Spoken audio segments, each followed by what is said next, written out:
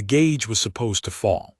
That was the whole of the science, the single clean line every physician of the quiet houses had watched 1,000 times. Implant the governor, wait, and watch the light in the subject drain down toward the flat, quiet floor of the reading. I had watched it in reptiles, and in the tall, thin, ruminant folk of Jew, in the burrowers, in the singers, in every acquired people the conquered had ever gentled. The line always fell. On the 11th day it always reached the floor, and the subject went quiet, and the world it came from could be added to the stilling without a single shot fired. The line on the screen in front of her was climbing. She had been standing in the observation gallery of Quiet House Saresh for the better part of a shift, 4 hands folded into the sleeves of her cold suit, telling herself the instrument was wrong. Instruments were wrong more often than worlds were. She had ordered the whole array recalibrated once already, and the technicians had come and gone with their soft apologies, and the line had gone right on climbing. "Run it again," she said. Sesh did not answer at once. Her junior stood at the reader with his membranes half drawn, which was what the young did when they were afraid and did not want it seen. "This is the 4th run, custodian." "Then it will be the 5th. He ran it again. The gallery filled with the low hum of the reader waking, and below them, through the thick observation glass, the subject sat on the floor of the containment cell with its back against the wall and did nothing at all. I watched it while the machine worked. The subject was small. That had been the first surprise, weeks ago, when the acquisition tender had brought it up from the Ember world with the others. How small the creatures were, how soft-looking, how absurdly fragile against the reputation their world had earned in the Conquered's records. This one was a female of the kind, young by the markings the acquisition catalog assigned them, with a mane of dark keratin fibers cut short and uneven, skin the color of wet clay, a body that carried no plating and no chitin and no obvious weapon anywhere on it. When they had first netted it, it had fought the wardens for a long time, and it had lost, and the wardens had been surprised at the cost of winning. Now it sat quietly. To an untrained eye it might have looked gentled already. I was not an untrained eye. She had read the subject's output for 19 days, and she knew that the quiet in that cell was not the quiet of a drained thing. It was the quiet of a thing conserving itself. "There," Sesh said. His voice had gone thin. "5th run." "Same." She stepped to the reader and looked. The line since implantation. The first day's flat, then a shallow dip, the governor taking hold, the small early drain that every subject showed, and then on the 6th day the dip had stopped and turned and begun to rise. It had not stopped rising since. The most recent measure sat well above the baseline the subject had entered with, above baseline, as though the creature now held more fire in it than it had owned before the Conquered ever touched it. "That is not possible," Sesh said, which was the thing the young said when a possible thing offended them.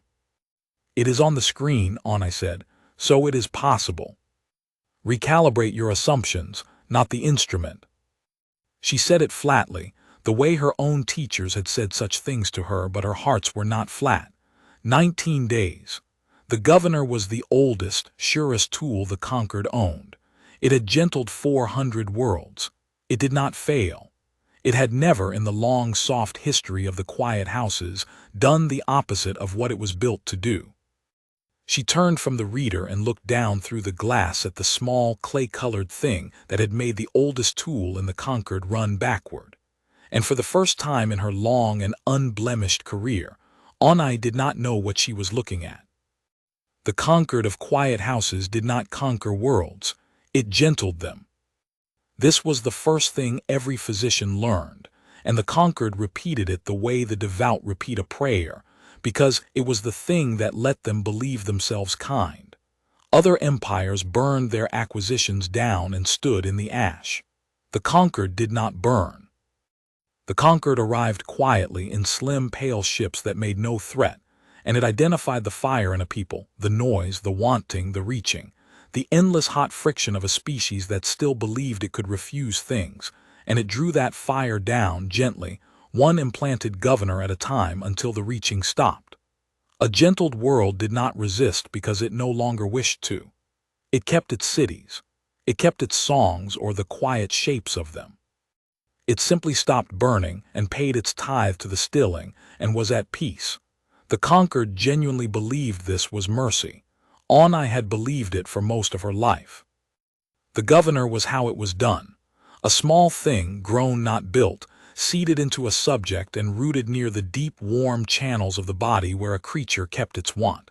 It did one thing. It drank. It took the surplus fire a living thing made, and it carried that fire away, up through the invisible lattice that bound every governor in every quiet house to every other, into the great banked reservoir the conquered called the stillwork, where the drawn-down fire of 400 worlds was kept, quiet and useful and owned. The subject dimmed. The stillwork brightened. Everyone, the conquered said, was better for it. The ember world had been flagged for gentling the moment. A survey drone limped home from its edge with its recordings full of a life so violent the analysts had assumed instrument error. I had read the survey. Every physician had. It described a world where the fire never banked, where the very biology of the place was a war that had been running without pause for longer than the conquered had existed, where nothing rested, where the smallest creatures killed the largest and the largest ate the ground, and the ground itself, given a season, would swallow a fallen thing whole and make more of itself out of the ruin.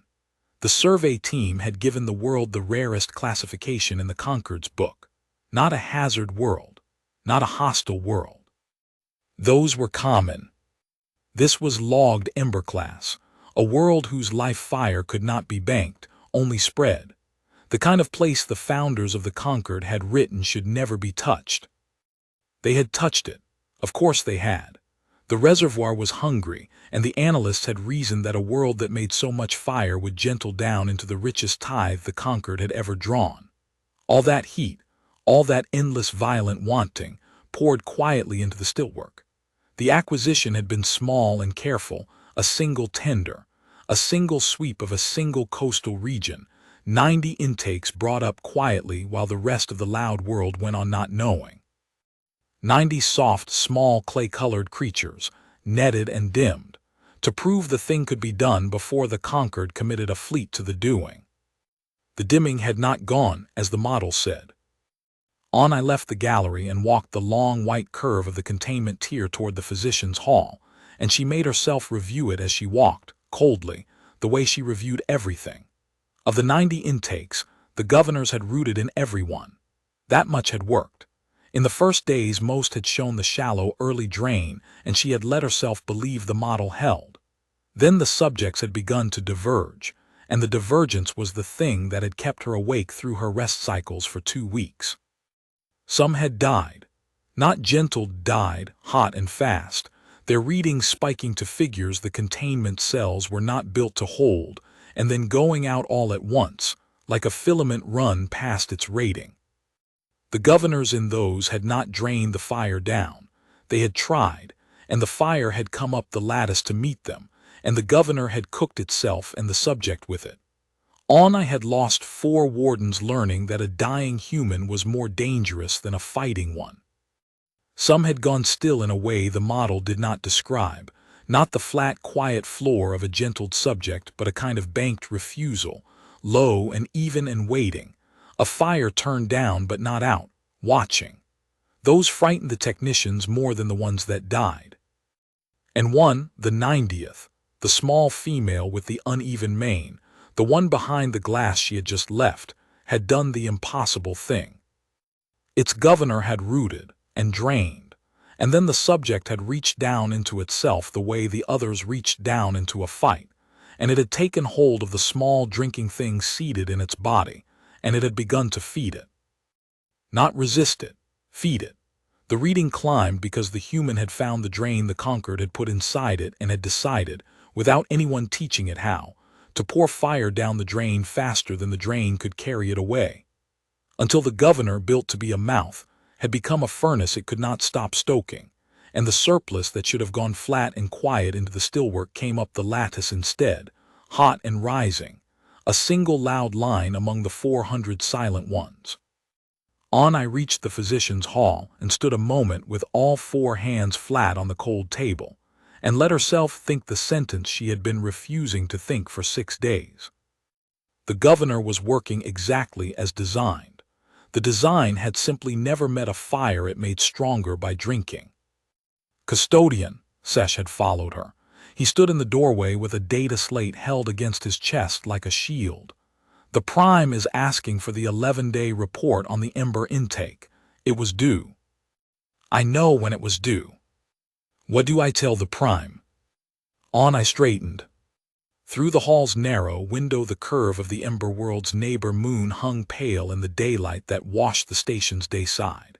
And beyond it, too far to see, the loud blue world went on burning, not knowing that 90 of its small clay children had been carried up into the quiet to be turned down like lamps. Tell the Prime the report is delayed pending recalibration, she said. That is the 4th delay. Then tell the Prime it is the 4th delay. She looked at him. Or would you prefer to carry up a report that says the governor is running backward and we do not know why? The Prime does not want mysteries, Sesh. The Prime wants a gentled world and a rich tithe, and a proof that the Ember-class rule can be broken. When I know how to give the Prime that, I will send the report, not before. Sesh drew his membranes and left.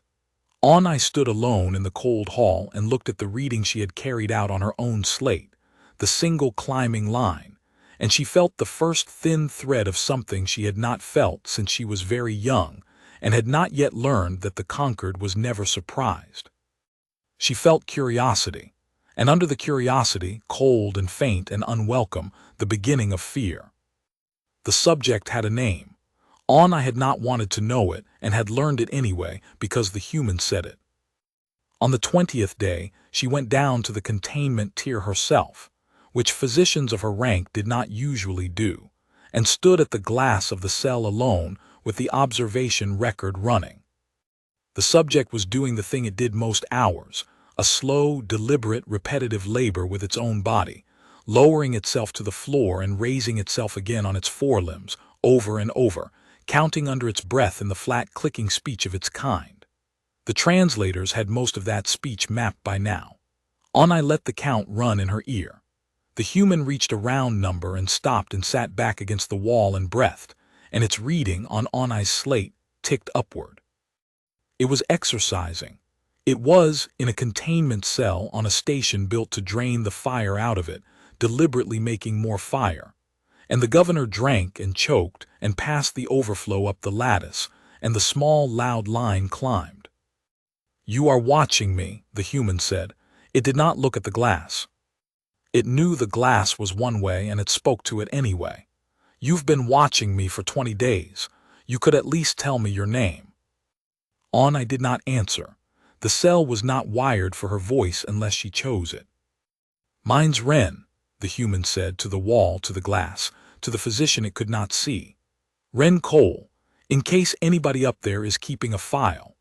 It set its jaw and lowered itself to the floor again and began the labor over, counting, and the line climbed, and I stood behind the glass with the name in her ear and understood that the model was not merely wrong. The model had never accounted for a subject that would tell you its name while you drained it, calmly, as a courtesy, because it had already decided it was going to outlast you and thought you ought to know who did it. She went back up to the gallery and had the technicians run the whole array a 6th time. The line climbed. The Prime came to Quiet House Sarish on the 23rd day, which meant the delays had run out. Prime Custodian Vian was old even by the standards of the Thren, who lived long and quietly, and Vian had gentled more worlds than any physician then living. The Prime arrived with 2 wardens and a clerk, and none of the ceremony a lesser custodian would have brought, because the Prime had long ago stopped needing to prove anything, and this economy of display was itself the most frightening thing about the Prime. I met the party at the tier lock with her report finally made, and she made it standing, and she made it true, because she had decided that a lie to the Prime would cost her more than the truth. The governor in the 90th intake is not draining the subject, she said. It is being driven by the subject. The subject's output has risen above its acquisition baseline and continues to rise. The surplus is entering the lattice. I do not yet know how to stop it. The prime listened without any movement of the membranes at all, which was the prime's version of listening hard.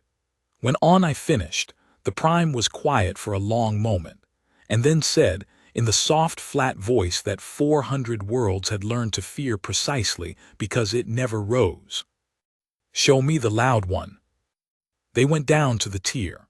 The prime stood at the glass and looked at Ren Cole for a long time, and Ren Cole, who could not see through the glass, sat with her back to the wall and looked at nothing and waited, the way she had learned to wait, and her reading climbed while the oldest custodian in the Concord watched it climb. "It is small," the prime said at last. "Yes," the survey said the ember world would gentle richest of all. That the fire would be the sweetest tithe we ever drew. The prime's membranes flickered once. The survey was written by people who had never stood in front of one. Look at it. It knows we are draining it. It has known for 23 days, and it is sitting there making more. "Yes," I said again. There did not seem to be anything else true to say. "Can you gentle it?" I had known the question was coming and had spent 2 rest cycles deciding how to answer it. The governor is functioning. It draws everything it is built to draw. The subject simply produces faster than the governor can carry away. To gentle it, we would need a governor that could drink faster than a human can burn. We do not have one. I am not certain the Concord could grow one. And every attempt to increase the draw so far, she paused, has increased the subject's output. The harder we pull, the more it makes, as though the pulling is what it feeds on. The prime turned from the glass and looked at her, and I held very still under the look, because she had just told the prime custodian of the quiet houses that the central instrument of the entire Concord had a failure mode, and that the failure mode was a small clay-colored creature that told you its name. "Then we will find the rate that breaks it," the prime said. "Every fire has a rate above which it cannot rise. You will find the rate at which this one burns out rather than burns up, and you will hold it there, and you will drain it to death if you cannot drain it to quiet. A dead ember is still a proof. It shows the loud world below that we came and touched one of theirs and it did not survive us. That is worth a great deal." The prime moved toward the tier lock. "Increase the draw, report the output daily. And custodian," the prime stopped without turning, "keep this one off the general lattice. If it is putting fire back into the stillwork, I do not want it reaching the gentled worlds. A loud line among the quiet ones is a thing the quiet ones can hear." The prime left. I stood at the glass a while longer. Below her, Ren Cole lowered herself to the floor and began, once more, to count. They increased the draw on the 24th day. I did it herself from the gallery, because she did not trust Sesh's hands to be steady, and she did not want a technician's name on the order. She brought the governor's draw up in slow, careful stages, watching the reading, expecting, hoping, in the part of her that was still a physician and wanted the model to be true, to see the line falter, to see the human's fire finally fall behind the drinking, as every other fire in the history of the Concord had fallen behind it. The line climbed faster. She brought the draw up again. The line climbed faster still. Down in the cell, Ren Cole stopped her counting and sat up straight, and her clay-colored face went taut, and I understood that the human could feel it, could feel the mouth in her body opening wider, pulling harder, and I watched the human's expression through the glass and waited for it to show the thing every subject showed when the draw came up. The buckling, the dimming, the moment the fire understood it was losing. Ren Cole set her jaw. She put her hands flat on the floor, and she began to burn harder. The line went up like something thrown. The gallery's reader chimed a warning had never heard it make, a tone for a value it had not been built to expect, and the surplus meter that measured what the governor was passing up the lattice climbed off its scale and sat there, pegged, quivering, while below the glass, a small starved creature on the floor of a draining cell made more fire under attack than it had made at rest.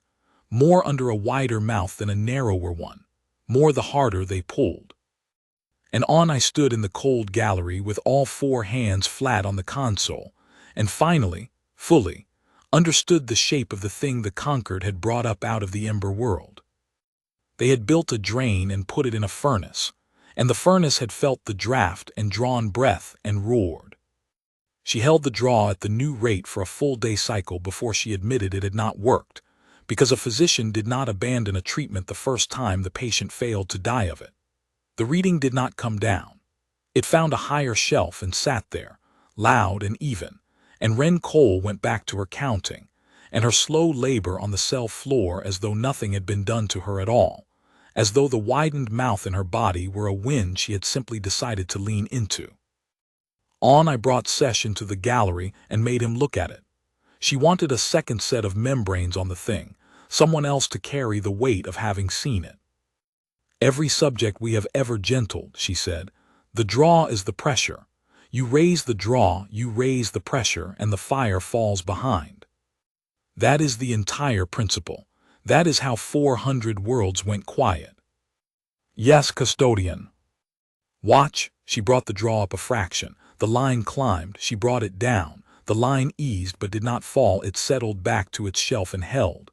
It does not respond to pressure the way fire responds to pressure. It responds the way a thing responds to a challenge. When I pull harder, it does not lose ground. It answers. Do you understand what I am telling you? The instrument that gentles worlds to this creature is not a drain. It is training. We are making it stronger. We have been making it stronger for 24 days, and the harder we work, the better we do it. Sesh's membranes were fully drawn. Then we stop. We cannot stop. The governor is rooted. It does not switch off, Sesh. It was never built to switch off, because no subject in 400 worlds ever needed it to. It drains until the subject is gentled or dead, and then it is removed, and this one is neither gentle nor dead, and it will not become either, and it is putting fire up the lattice every hour we leave it in. On I looked down at the small clay creature. We built a thing with no way to turn it off because we never imagined a fire that could turn it on. That was the moment she would decide much later when she stopped thinking of it as a subject and started thinking of it as a mistake, not the human's mistake. Hers, the conquered's. The mistake of 400 quiet years that had made everyone forget that the tool only worked, because nothing had ever fought it from the inside. On the 26th day, the thing she had feared since the Prime's visit began to happen, one tier down, in Cell 8. Cell 8 held a Sol. The Sol were an old acquisition, gentled generations back, so thoroughly stilled that they were used now as living instruments. A gentled Sol was calm past all wanting, and the conquered kept them near the containment tiers as a kind of ballast, a quiet body whose reading never moved, against which the physicians could measure the movement of louder things. The Sol in Cell 8 had been on the station longer than Anna had. Its reading was a flat line so old and so still that the technicians had stopped logging it by hand and let the machine watch it, because nothing it did was worth a technician's time. On the 26th day, the machine flagged Cell 8. The Sol's flat line had moved. I did not believe it. A gentled Sol did not move. That was the entire point of a gentled Sol. She went down herself and stood at the glass and looked at the old still creature that had sat in that cell without wanting anything for longer than she had been a physician, and she saw it lift its head. It had not lifted its head in years. The posture log said so. It lifted its head slowly, the way a thing wakes, and it turned its blunt, gentled face toward the wall it shared with the cell 2 doors down, the wall on the far side of which, close as the geometry of the tier allowed, a small clay creature was pouring fire down a drain faster than the drain could carry it. And the old Sol, gentled past all wanting for a generation, wanted something. I watched its reading tick up off the floor it had held for years, one increment, and hold there, quivering like a banked coal that has felt, from across a cold room, the first faint breath of a draft. I stood at the glass for a long time. Then she went up to the gallery, and she did not tell Sesh. and she did not report it to the Prime, and she sat with the two reading side by side on her slate, the loud climbing line of the human, the old flat line of the Sol with its single new tick, and she understood the whole of it at last, all the way down, and the understanding was cold enough that she felt it in the deep channels of her body where her own fire ran. The human was not merely refusing to be drained. The human's fire, forced up the lattice by the very drain built to bank it, was carrying up the lattice a thing the stillwork had never carried before. Not quiet, the opposite of quiet. A live current, hot and waking, running out along the invisible web that bound every governor in every quiet house to every other. The web the conquered had built to keep 400 worlds still, and where that current reached, the still thing stirred. The Prime had said it plainly, and I had heard it as a caution and understood it now as a prophecy. A loud line among the quiet ones is a thing the quiet ones can hear. The Sol had heard it through the wall. The gentled worlds, given time, given draw, given a fire that answered every pull with more, would hear it too. She should have reported it that hour.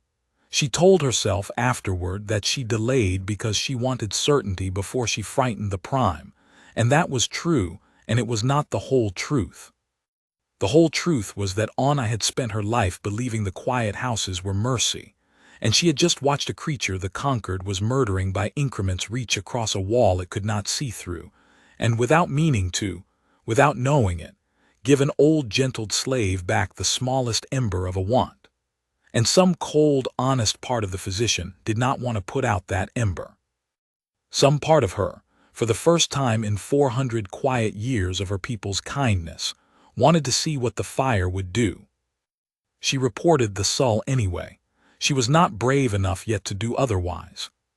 But she reported it as an anomaly of proximity, a stray induction, a thing to be managed by moving the Sol, and she did not use the word she had thought at the glass, which was waking, and she did not say the other thing she had understood, which was that you could move one Sol but you could not move 400 worlds, and the current was going to keep climbing as long as the human kept burning, and the human was going to keep burning as long as they kept the drain open, and the drain would not close.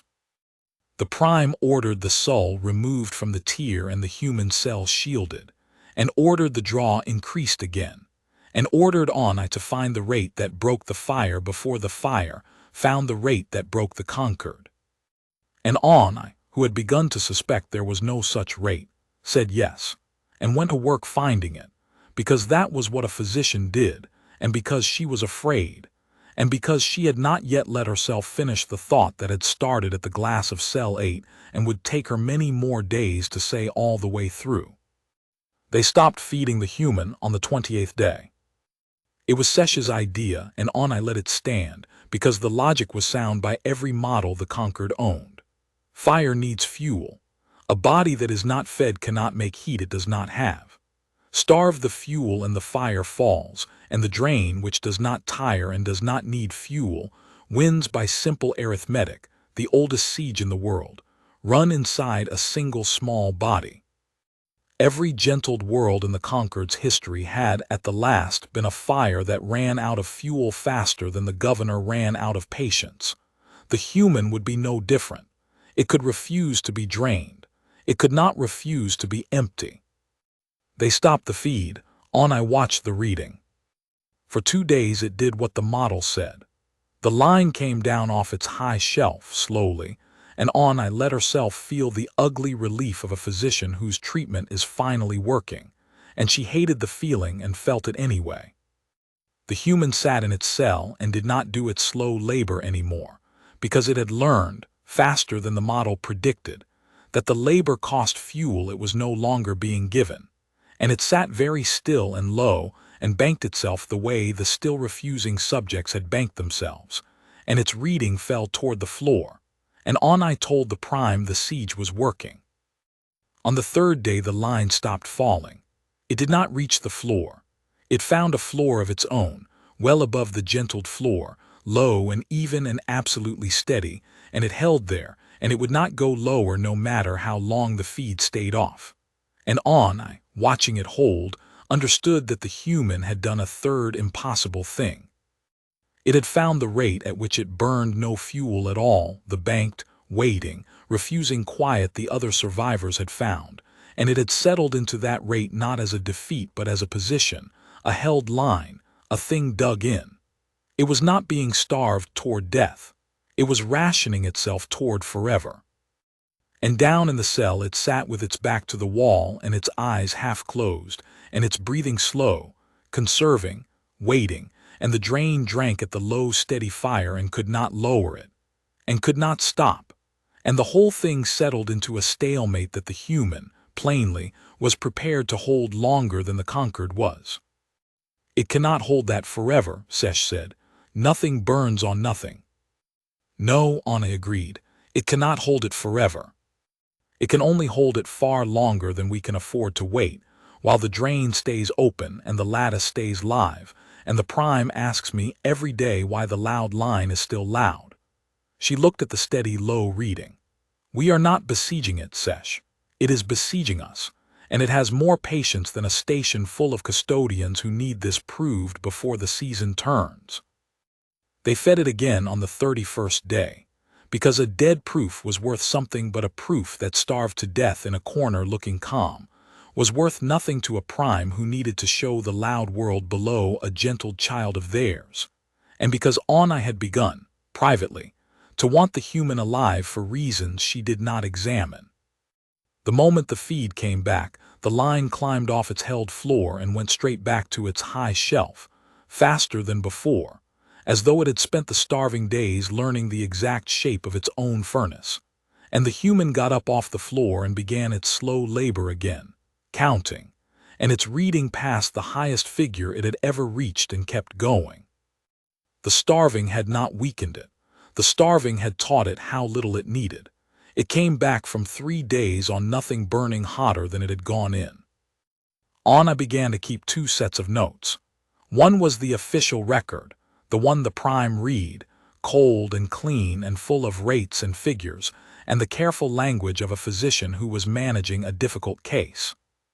The other she kept for herself, in the old written speech of the Thren that the translators did not watch, and in it she wrote things that were not about rates at all. She wrote, "It does not hate us. I have watched it for a month and I have never once seen it hate us. It is being murdered by degrees and it treats the murder as weather. It counts. It labors. It says its name to a wall. When we pull harder it answers, and the answer is not rage. I have seen rage. All the gentled worlds had rage before we drew it down, and this is not that. This is a thing that decided on some day before we ever caught it that it was not going to break, and has simply never revisited the decision. The others fought us. This one is not fighting us. It is outlasting us, and it does not appear to find this difficult." She wrote, "We built the governor to drink fire. We never asked what would happen if a fire wanted to be drunk. This one leans into the mouth.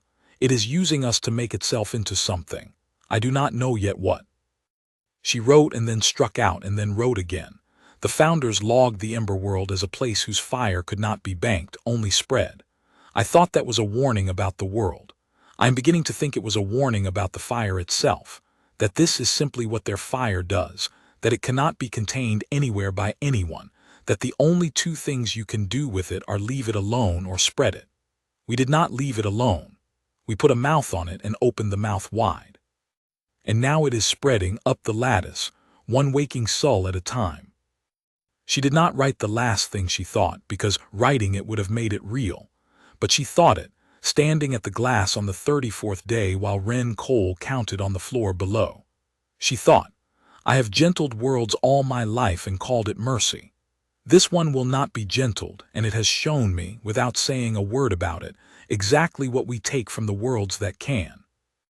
On the 35th day the prime from the reservoir sent an order that Anna should have refused and did not, because she had not yet learned that refusal was a thing a physician could do. The order was simple, and by the arithmetic of the conquered it was sound, and it was this: 1 mouth was not enough, so add a second.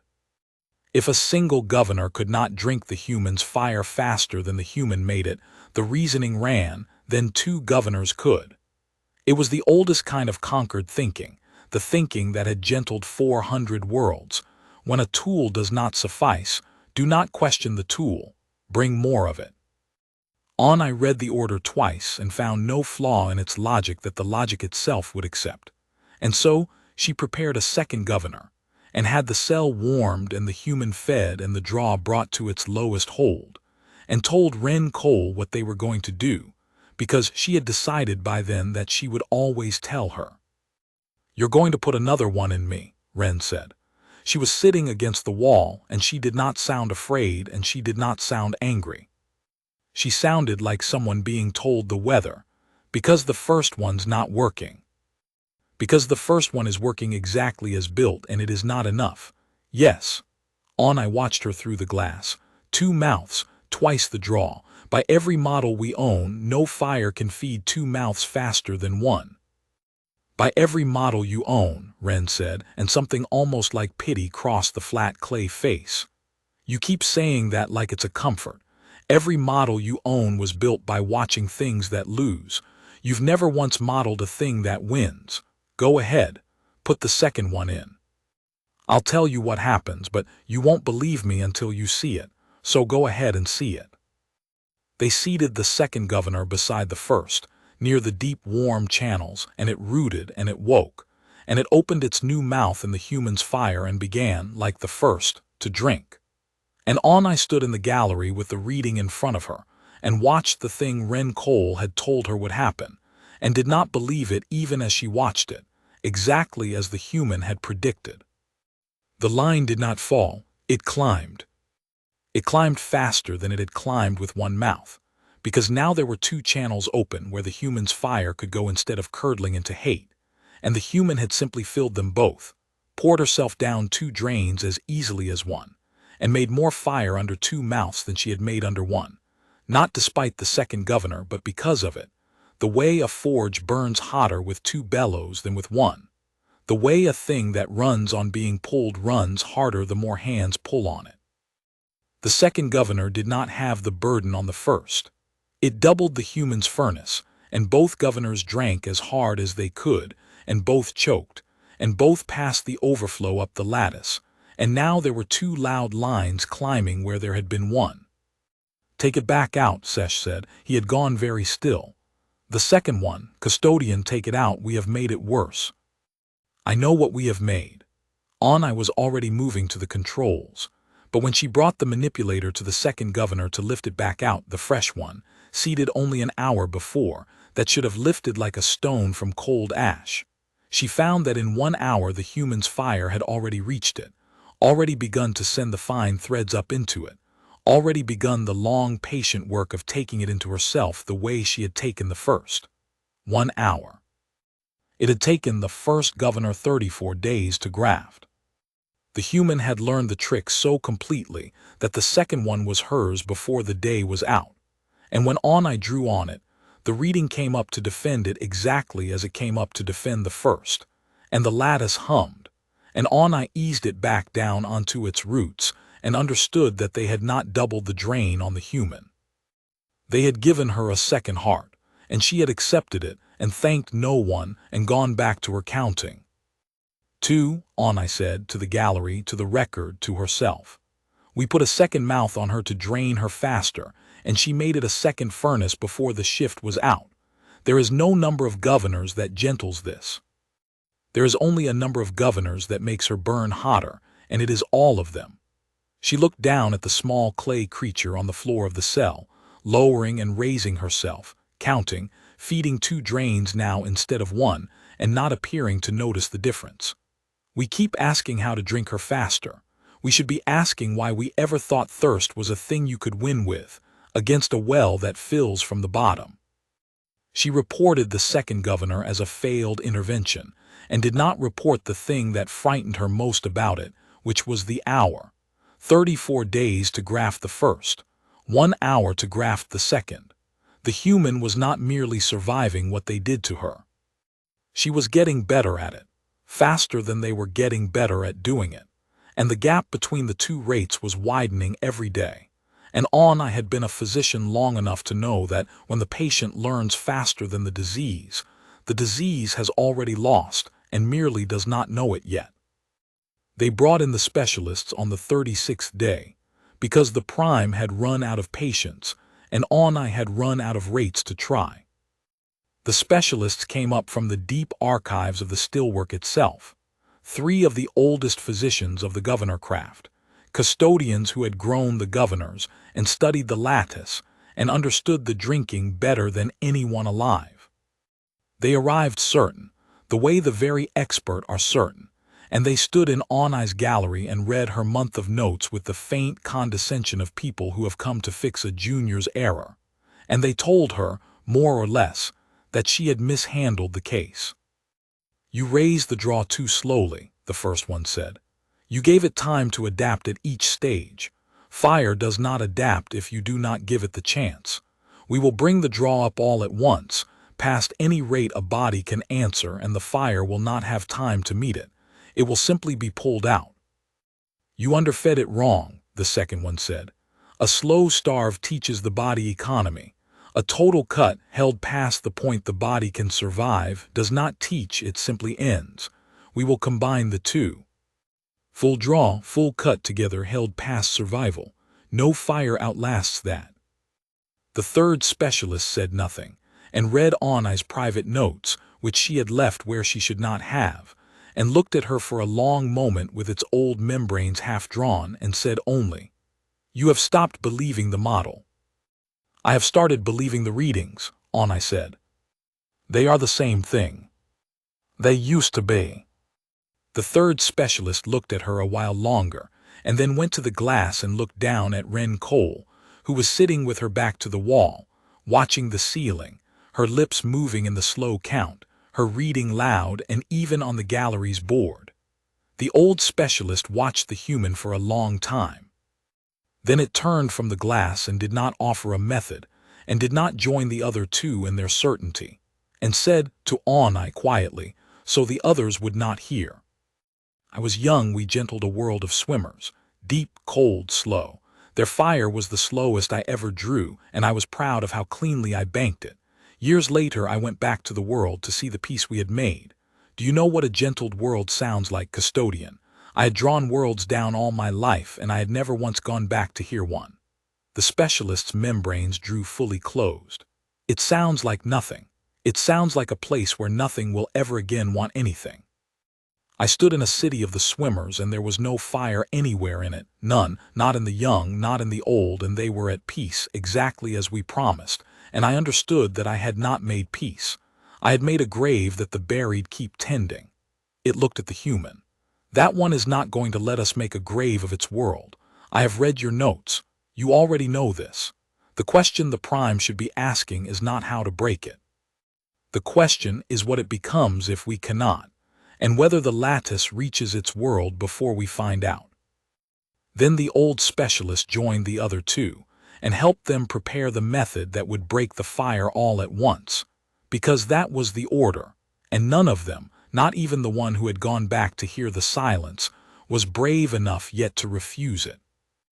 They ran the specialist's method on the 38th day, and Onai made them do it in the deep gallery, 3 tiers down from the general lattice, behind every shield the station carried, because some instinct older than her training had told her that whatever the human did when they hit it with everything at once, she did not want it happening near the 400 quiet worlds hanging on the web above. The instinct saved the conquered more than it ever knew. The 3 specialists set the governor's draw to a rate the instrument had no mark for, past every stage Anna had crawled through in her careful weeks, all of it at once, the wide mouth thrown fully open, and at the same instant they cut the feed to nothing and cut the cell's warmth to nothing, so that the fire would be pulled at from below by cold and from within by hunger, while the drain took it from every side at once. It was, Anna had to admit, elegant. It was the siege and the assault run together. It was the distilled wisdom of 400 gentled worlds, aimed at a single small clay-colored creature that weighed less than the door of its own cell. Down in the deep cell, Ren Cole came off the wall. She did not scream. Anna had braced for the scream, because every subject screamed when the draw went past its rating, and the absence of it was worse than any sound. The human came up off the floor onto her hands and the balls of her feet, low, coiled, and her clay-colored face went hard and flat and terribly awake, and she felt the whole weight of the conquered's cruelty land on her at once. The cold, the hunger, the mouth thrown wide, and she did the thing the model could not survive. She met it. The reading did not climb this time. Climbing was too slow a word. It leapt and kept leaping past the shelf, past the highest figure it had ever touched, past the top of the gallery's board, and the surplus meter did not peg and quiver as it had before. It broke, the needle slamming to its stop hard enough that I heard the physical clack of it through the console, and then the lattice itself began to ring. I had never heard the lattice ring. No one had. The lattice was the medium of quiet, it carried stillness, it was the thing that made no sound.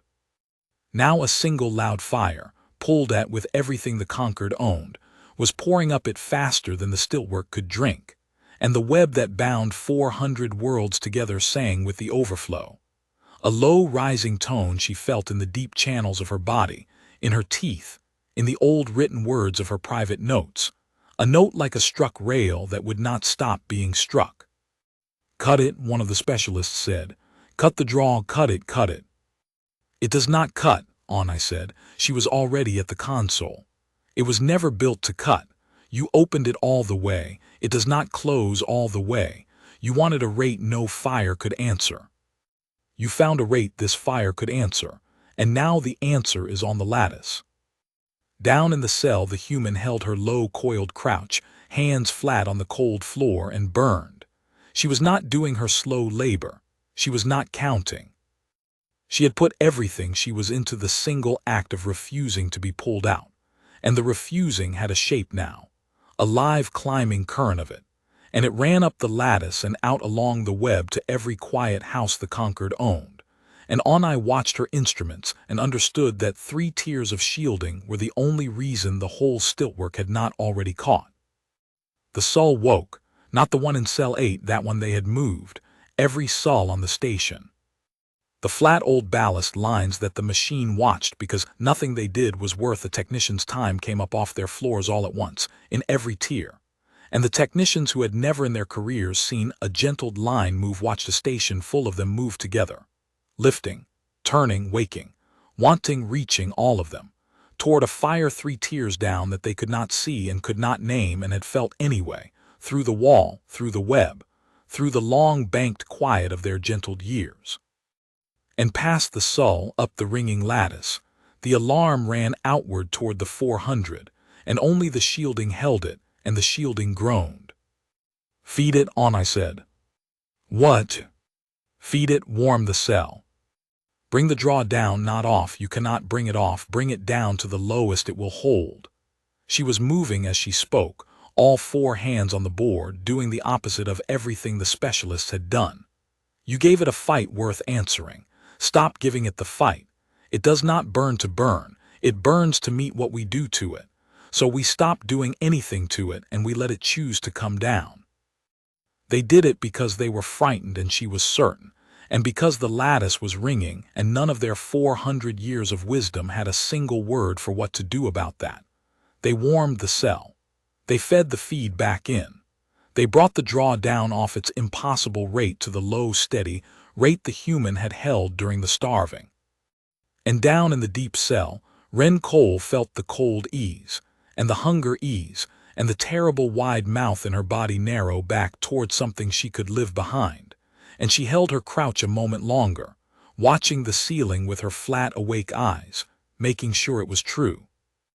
Then she came down off it, slowly, deliberately, the way a thing that has decided it is safe comes down and not 1 instant before.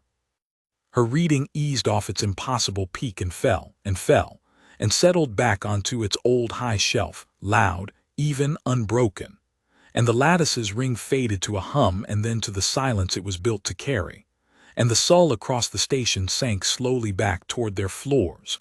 Not all the way, never quite all the way again, and the shielding held, and the 400 worlds above went on not knowing how close they had come. Ren Cole sat back down against the wall of her cold cell, in the dark 3 tiers down, and she was breathing hard, and there was a sheen of moisture on her clay-colored skin. And Anna understood that it had cost her, that the human was not tireless, that the meeting of the full assault had drawn something real out of her that she would have to make back. But she had met it. She had met the concentrated cruelty of 400 gentled worlds with her bare will and her bare body, and she had not broken, and she had not screamed. And when the cruelty stopped, she had come down off her guard on her own schedule and not 1 moment sooner. One of the specialists was sitting on the floor of the gallery. I did not remember it sitting down. The second stood at the dead board with its membranes fully drawn. The third, the old one, the one who had gone back to hear the silence, stood at the glass and looked down at the small creature breathing hard in the dark, and it said, without turning around, in a voice gone very quiet, "We should never have touched it." "No," Anna said, "we should not have. It could have burned the whole stillwork. 400 worlds, if your shielding had failed." "It did not want to burn the stillwork," Anna said, and she surprised herself with how sure she was. "It wanted to not be pulled out of itself. That is all it has ever wanted since we caught it. Everything the lattice did, everything the soul did, everything that nearly happened to the 400, that was not the human reaching for us. That was us reaching into the human as hard as we could and the human closing its hand." She looked down at Ren Cole. "We keep doing the reaching and calling what happens next an attack. It has not attacked us once. It has only ever refused to let go of itself. And every time it refuses, we find out how much of the galaxy our reaching is wired to." The Prime relieved the specialists the next day and did not send new ones, because there were no new ones. Those 3 had been the deepest the stillwork held, and they had gone down to a station 3 tiers deep and been beaten by a starving creature that weighed less than a door. The Prime came back to Saresh instead, alone this time, without even the clerk, and stood in Anna's gallery reading the record of the 38th day for a long time. "You disobeyed the method," the Prime said at last. "The method was ringing the lattice, Prime. I chose the 400 worlds over the proof." "You chose them correctly." The Prime set the slate down. "Do you understand what you have on this station, custodian? Not a difficult case, not a defective intake. You have a demonstration that the governor has a rate at which it stops being ours and becomes theirs. 400 years we have believed the lattice was a leash we held. This creature has shown us it is a wire that runs both ways, and that the only reason it has always run one way is that nothing on the other end ever pulled. Now something is pulling. And it is small, and it is starving, and it is one, and it nearly lit the stillwork from 3 tiers down." The Prime's membranes flickered. "There are 11 billion of them on the world below, and a fleet on its way to gentle the rest." Anna had not known about the fleet. She kept her membranes still. "The acquisition was a proof of concept," the Prime said. "The concept was that the Ember world would make the richest tithe the conquered ever drew. The fleet was dispatched on the strength of that concept before the proof came back, because the analysts were certain, and the reservoir is hungry, and no one imagined the proof would fail. The fleet reaches the world in 19 days. Its plan is to seed governors across the whole population, not 90 custodian, billions. All wired to the same lattice as the 400 worlds we already hold." The Prime looked down at Ren Cole. "If the whole of that world does what this one has done, if 11 billion of them lean into the mouth at once." The Prime did not finish. It did not need to. Anna had heard the lattice ring under one. She let herself imagine it ringing under 11 billion, the whole web catching at once. The 400 quiet worlds not merely waking but blazing, the stillwork itself, 400 years of drawn-down fire, banked and owned and quiet, thrown wide open, and roaring back down every wire it had ever pushed stillness up. "You have to recall the fleet," Anna said. "The fleet cannot be recalled. It is past the fold point. It runs silent and dark until it arrives so that the world will not see it coming. That is the doctrine. That is how we have always arrived. The Prime turned from the glass. The fleet will arrive, and it will begin to seed, because that is its order and it cannot be told otherwise. And either the Ember world gentles like every world before it, or it does the thing this one has done, at a scale that ends us. And I do not know which. No one knows which. The only instrument in the entire Concord that could tell us which is sitting in a cold cell 3 tiers down, and every method we have for questioning it makes it stronger. I looked at the Prime a long time. There is a method we have not tried, she said. Name it. We could ask. They did not ask that day. The Prime was old and proud, and the Concord did not ask its intakes anything. It drew them down and it read what was left. But the Prime did not forbid it either, and left Seresh with the recall it could not send, and the fleet it could not stop running silent toward the loud blue world. And I was left in her gallery with a single instrument that grew stronger the more they hurt it, and 19 days. She went down to the cell alone on the 39th day. She had them warm it first, and feed the human, and bring the draw to its lowest hold, because she had decided that if she was going to do the one thing the Conquered had never done, she was not going to do it to a creature they were actively torturing. She had the cell's speaker open to her voice. She stood at the glass. The human still could not see her. The glass was still one way. Some caution she could not put down kept it that way, and she spoke, for the first time in 39 days, to the small clay-colored thing that had beaten every method the quiet houses owned. "Your name is Ren Cole," she said. The human went still.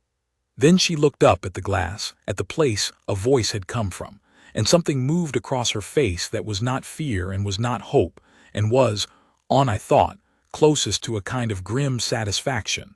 The look of someone who has been waiting a long time for the other side to finally come to the window.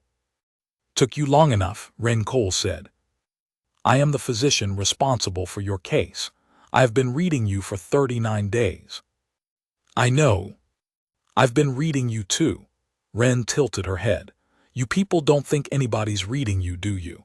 You net us and cage us and put your little machine in us, and you stand behind your glass, and you never once figure that we're up here doing the same thing you are, watching, learning, timing you." Her flat eyes found the glass exactly, as though she could see through it after all. "You come down here yourself, alone, 39 days in, after you starved me and froze me and hit me with everything you had and it didn't take. You only do that when you're scared and you've run out of people to send. So." She sat up straighter against the wall. "What do you want to ask me?" I stood behind her glass, 39 days into the ruin of everything she had believed about mercy, and found that the thing she wanted to ask was not the thing the Prime needed to know. The Prime needed to know what 11 billion would do. I, in that moment, wanted to know something smaller and worse. "Why don't you hate us?" she said. Ren Cole looked at the glass for a long moment. "Who says I don't? I have watched you for 39 days. I have seen every kind of fire your people make, the ones that died hating us, the ones that went still hating us. You don't burn like them. You don't burn like a thing that hates. You burn like a thing that's just I searched the translator for the word and did not trust it and used it anyway, busy, occupied, like we are whether you are getting through. I have hurt you more than I have ever hurt anything, and you treat me like a cold season. I do not understand it, and I have to understand it, because there are more of you coming than there are stars in your sky, and I need to know what they are going to do." The human was quiet a while. When she spoke again, the edge had gone off her voice, not softened, just set aside, like a tool she didn't need for this part. "Hating you would cost me fire," Ren said. "I did the math a long time ago. Back on the tender before you even brought me up, when I still had the collar on and 4 of your wardens sitting on me. I figured out real quick that everything I spent being angry at you was fire I wasn't spending staying alive. Hate's expensive. It burns hot and it burns fast and it burns you mostly. So I stopped." She shrugged. a small human motion the translator had no word for and on I had learned to read anyway.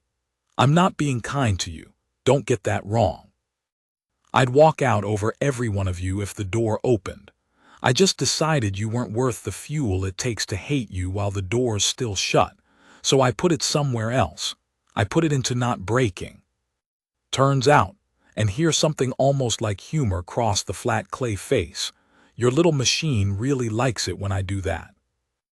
I stood behind the glass and understood that she had just been handed freely, by a starving prisoner, the answer the deepest specialists in the stillwork had failed to draw out with everything the conquered owned. The human was not fighting the drain. The human had taken every scrap of fire it would otherwise have spent on rage and fear and despair, all the fire the governor was built to catch as it burned off, and it had refused to burn it off. It had banked it and turned it, and poured it down the one channel the conquered had left open, which was the drain itself, until the drain was not draining a fire but stoking one. The governor did not weaken Ren Cole. It gave her fire somewhere to go that wasn't hate, and a human with somewhere to put her fire that wasn't hate I was beginning to understand, was the single most durable thing in the known galaxy. When we widen the mouth, Anna said, when we pull harder, you feel it. Course I feel it, it's inside me. Ren settled back against the wall. You want to know what it feels like from in here. Nobody's ever asked me that. All your questions have been about your machine. None of them have been about me. She was quiet a moment, and when she went on the flat voice had turned careful, as though she were describing a thing she had only ever felt and never once had to say. It feels like a hand on my back pushing. That's all. When you pull, it doesn't feel like something taking from me. It feels like something leaning on me. And there's a thing your people don't seem to understand about mine, physician, because you've spent 400 years on the other kind. When you lean on us, we don't fold. We lean back. It's the oldest thing we've got, older than talking. You push a human, and every muscle it's got answers the push, without asking permission, without thinking about it. Because the ones of us that folded when they got pushed didn't live long enough on our world to be anybody's ancestors. So your mouth opens wider and my back feels the push, and my whole self leans into it, and the leaning is fire, and the fire's got nowhere to go but down your drain, and she spread her clay-colored hands, palms up, a small human shape the translator surrendered on entirely. There's your reading. Climbing. You built a thing to take the strength out of me by pushing on me. You forgot to check whether pushing on me is how my kind was built to be made strong. That is not possible for a body to do, I said, and heard the specialist in her own voice and hated it. A body has a fixed store. It cannot make more of itself out of being drained. A body that just sits there, sure. Ren lowered herself to the floor and began the slow labor again, down and up, and her reading, on I's slate, ticked upward with each one. But I don't just sit there. You've watched me not just sit there for 39 days and you logged it as exercise.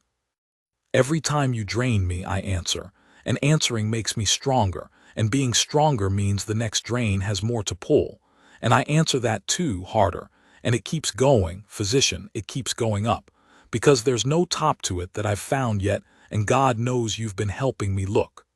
She reached a round number and sat back and breathed.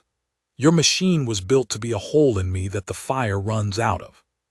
My body decided it was a hole the fire runs through, and a hole the fire runs through isn't a wound, it's a chimney.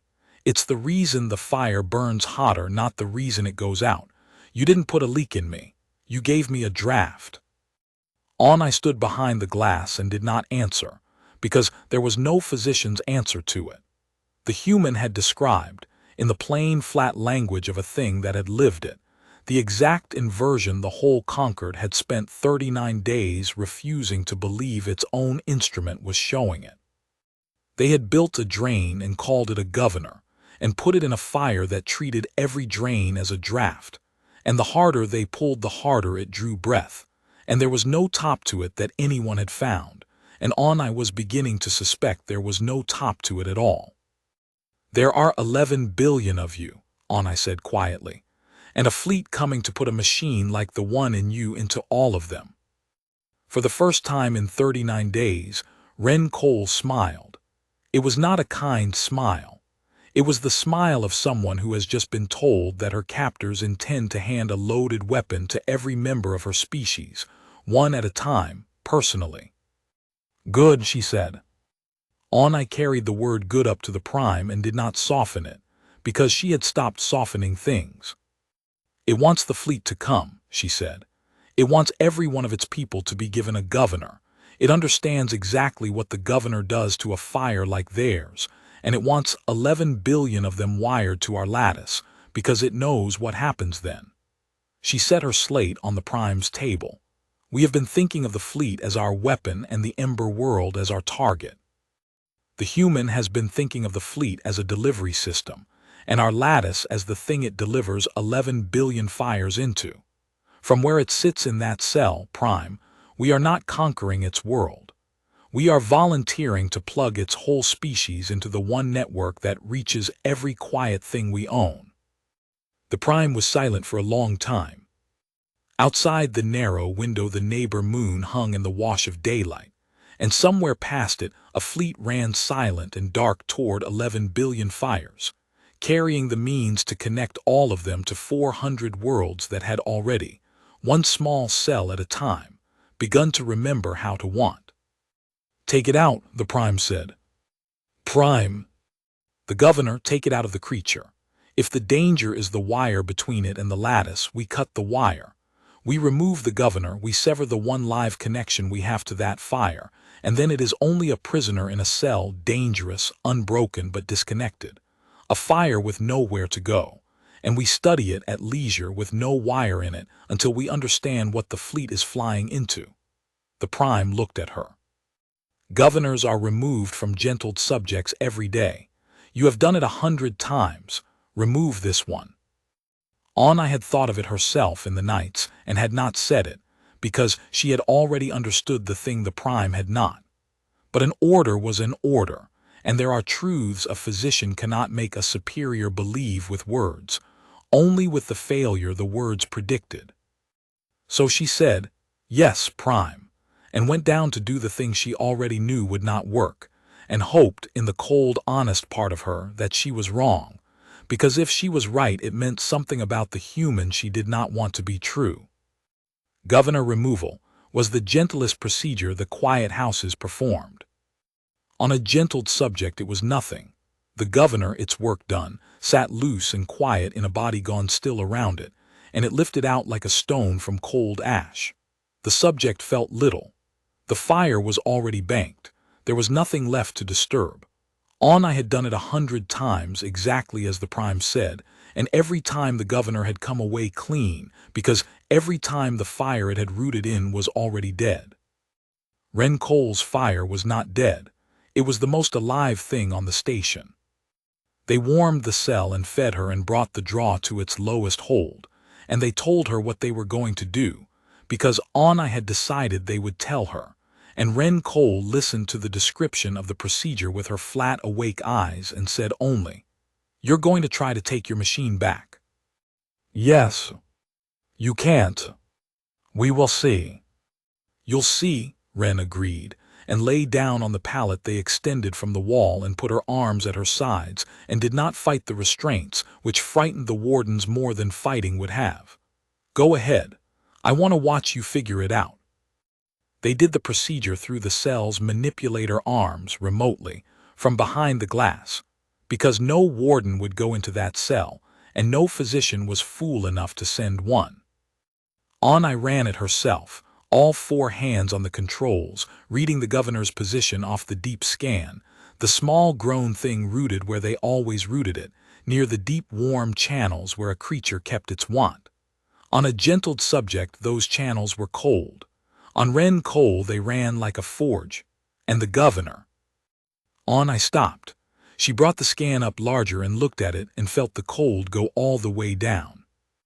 The governor had changed. It was not the loose, quiet stone she lifted out of gentled bodies 100 times a year.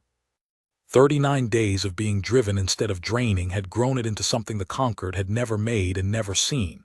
It had put out fine threads, hundreds of them, thousands, down into the warm channels it had been seated beside, not to drink from them now but to be fed by them, wired into the human's fire so deeply and so finely that the scan could no longer draw a line where the governor ended and the human began. It was not a stone in ash. It was a root in living wood. The human had not merely refused to let the governor drain her. She had taken it into herself so completely that it was no longer the conquered's instrument rooted in a prisoner.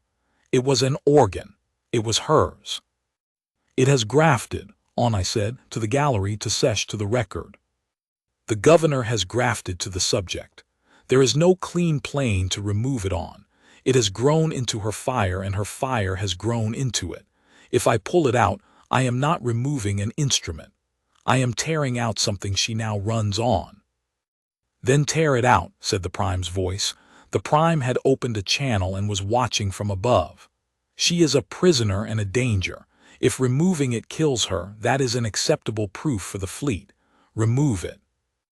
On I looked at the scan. She looked at the thousands of fine threads binding the Conquered's oldest tool into the deep, warm channels of a small, clay-colored creature that had told her its name. She thought about the old specialist standing in a city of swimmers where nothing would ever want anything again. And she did a thing she had never done in her long and unblemished career. She began the removal slowly and watched what the fire did. The threads did not want to come. She drew the governor a fraction back along the plane it had rooted on, the way she had drawn 10,000 governors before it, and the human's reading, low and even on its held floor, came up off the floor to meet the pull. Not a spike, a rising. As the threads strained, the fire flowed into them, filling them, thickening them, the human's whole self pouring down into the roots to hold them, and the reading climbed, and the lattice, 3 tiers down and shielded, hummed, and on I understood the last piece of it. The human would not let her have it back, not out of spite, out of arithmetic. The governor was fire that had somewhere to go. If on I tore it out, she was tearing out a piece of Ren Cole's own furnace, and every scrap of fire the human had banked instead of burning on hate would come up at once to defend it, and it would come up the only wire the Conquered had left open, the lattice, and it would come up hot enough to ring the whole stillwork.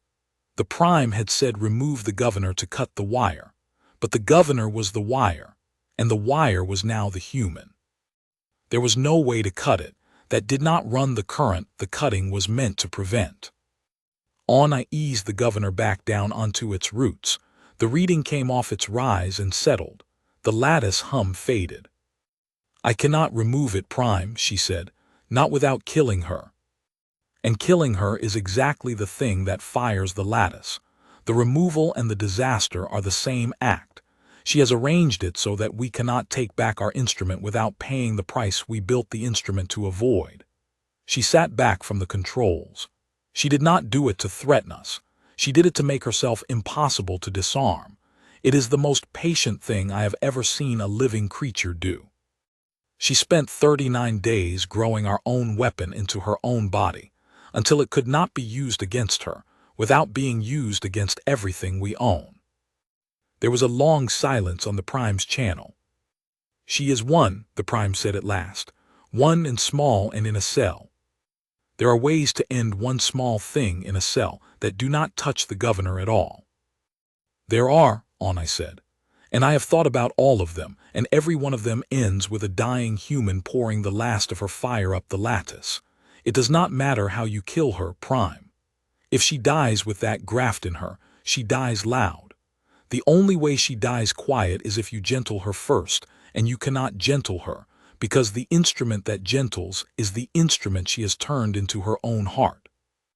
On I looked down through the glass at Ren Cole, who lay on the pallet with her arms at her sides, breathing slow, having just watched the Conquered discover it could not have its weapon back. You caught a fire that cannot be banked. The founders wrote it in the survey and we did not believe them. It cannot be banked. It can only be left alone or spread. We did not leave it alone. So now we find out what spreading costs. On the pallet, without opening her eyes, Ren Cole spoke quietly to the ceiling, to the glass, to the whole listening station. "You should let me go," she said. "It's the only move you've got left that doesn't end with the lights coming on all over your galaxy. Let me go, put me back on the tender, drop me on a rock somewhere, and hope the fleet turns around before it does to 11 billion of us what you did to me. That's your best case now. I've been running your numbers for you for 39 days, and that's the only branch left where you keep your quiet." She opened her eyes and looked straight up at the glass she could not see through. "You won't take it. You're too proud and too scared, and you've got a fleet you can't recall flying dark at my whole world. But I want it on your record that I told you. When the lights come on, I want it written down that the small one in the cell gave you the way out, and you kept the door shut." I had it written down. She wrote it in the official record where the Prime would read it, and she wrote it in her private notes in the old written speech where she wrote the things that were true. And that night, the station kept a dimming of the dayside lights, though on Saresh it was only a convention. She sat alone in her gallery and did not sleep, and watched the held line of Ren coal burn low and even in the dark, and thought about doors.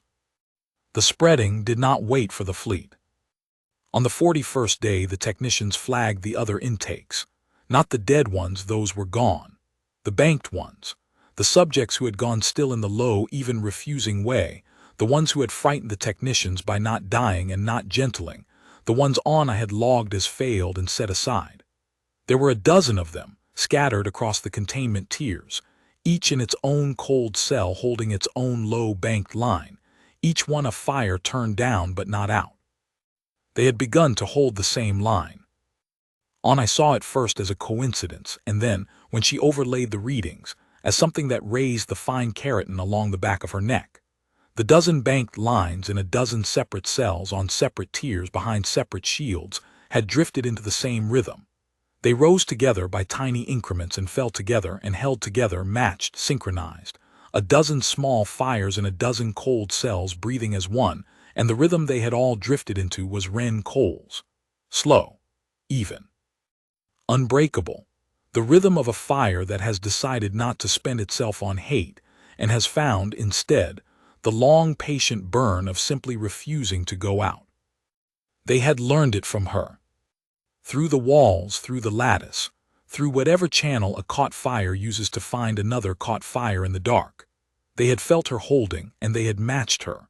And now there were 13 of them holding, all wired to the same lattice, all leaning very quietly against the same shielding, and the shielding, which had groaned once under one, now hummed steadily under 13.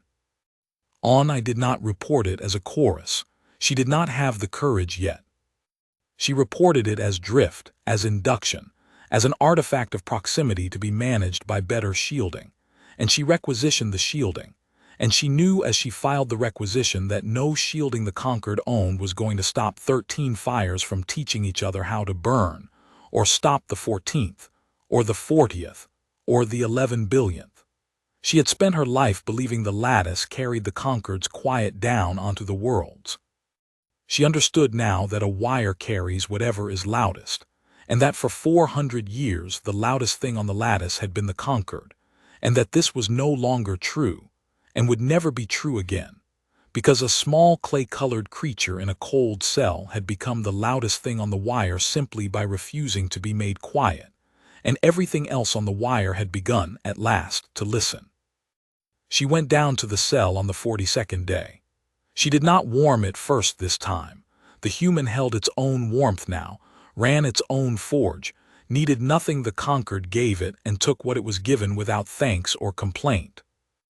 I stood at the glass and looked at the small thing that had become the loudest fire in 400 worlds, and she asked it the question she had come, over 42 days, to actually want the answer to. "When the fleet reaches your world," she said, "and seeds the governors, and 11 billion of your people are wired to our lattice, what happens to us?"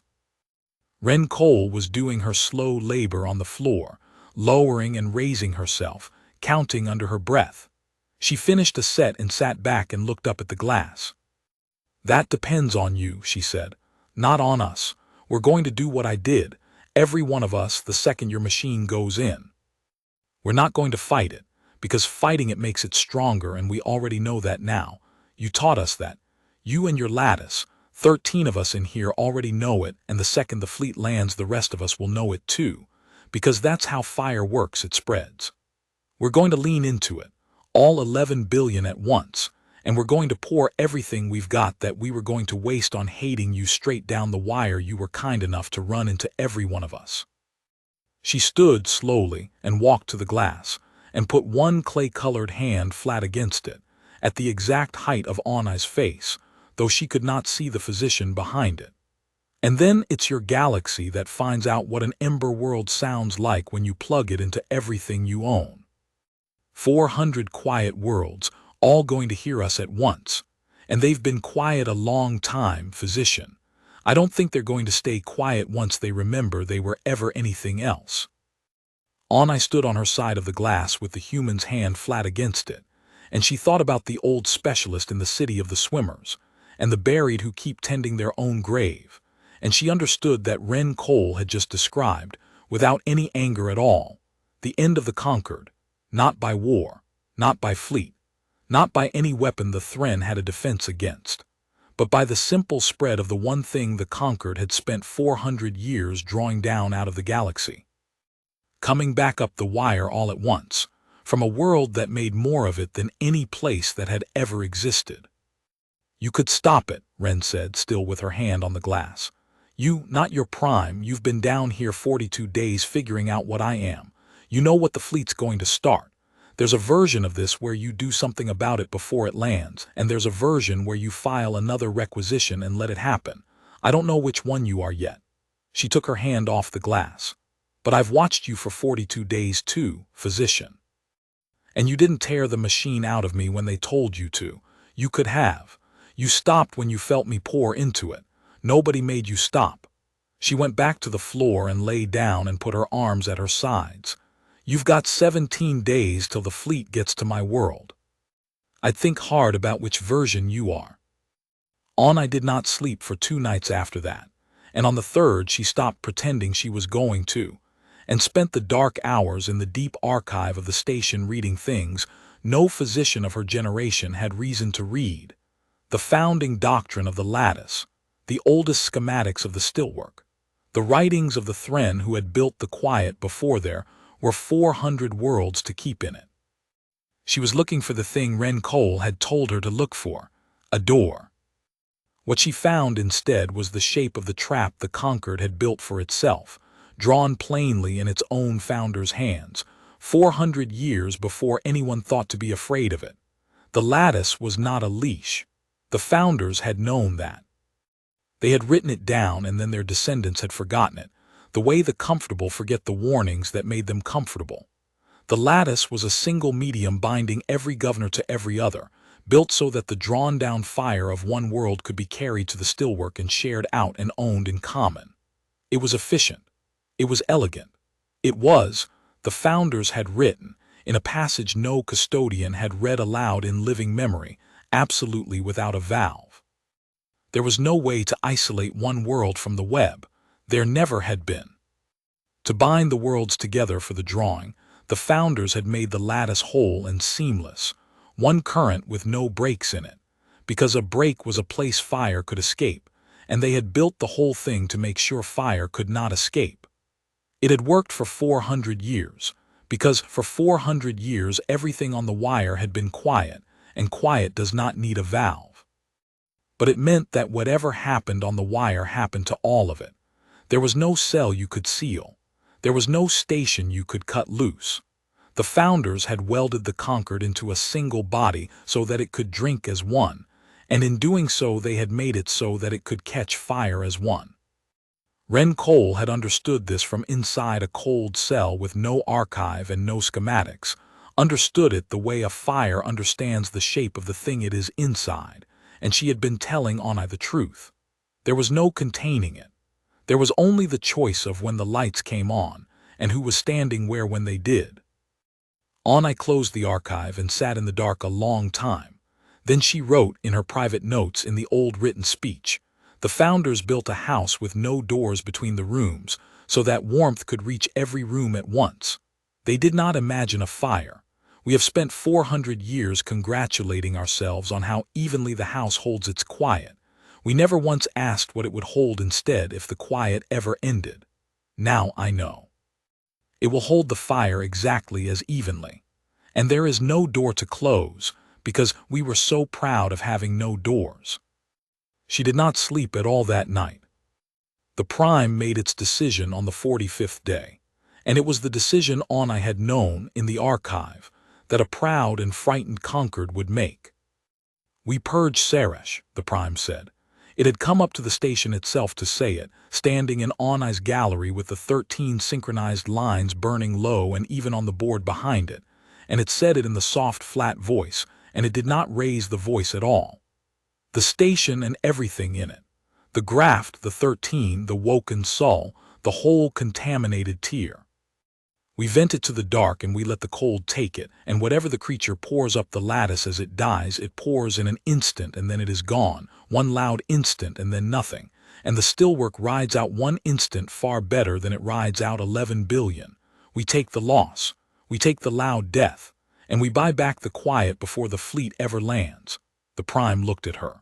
You will evacuate the Thren crew, everything else stays. In 4 days the fleet reaches the Ember world, and I will not have it seed a single governor while there is a live graft on our lattice teaching the whole web to burn. The graft dies first. Then the fleet lands, and the world gentles like every world before it, because the one fire that knew the trick is gone and cannot teach the rest. I stood very still. She will teach the rest anyway, Prime. The trick is not a secret she holds. It is what their fire does. The fleet will land and the governors will go in, and the first one of them that refuses to burn its fire on hate will find the same door she found, because the door was never hers. It was theirs, all of theirs, the whole species. Killing her does not unteach it. It only kills the one who told us. Then it kills the one who told us, the Prime said, and the fleet takes its chances with the rest, and if the rest are as dangerous as you say, we will learn that when it lands and not before, and at least we will not have handed them a live wire into our own house while we learned it. The graft dies, custodian. Vent the tear. That is not a request. I looked at the 13 even lines on the board. She looked at the old Prime who had gentled more worlds than anyone living, and had just ordered a small clay-colored creature vented to the dark for the crime of not burning its fire on hate. She thought about the door with no valve. She thought about 400 worlds full of the buried, tending their own graves. And she found, standing there, that the thing she had been circling for 45 days had finally come all the way up in her, cold and clear and impossible to put back down. No, I said. The Prime went very still. In 400 years of the quiet houses, physicians did not say no to the Prime. There was no procedure for it. There was not even a word for it in the soft language of the conquered. The closest the translator could have offered a listening human was refusal, and the conquered had spent 4 centuries making sure that word never had to be used, by drawing the refusal out of every fire it ever met. I have served the quiet houses my whole life, I said, into the silence, in the flat, cold voice she had learned from her teachers and had never once turned on a superior until now. I have gentled worlds and called it mercy.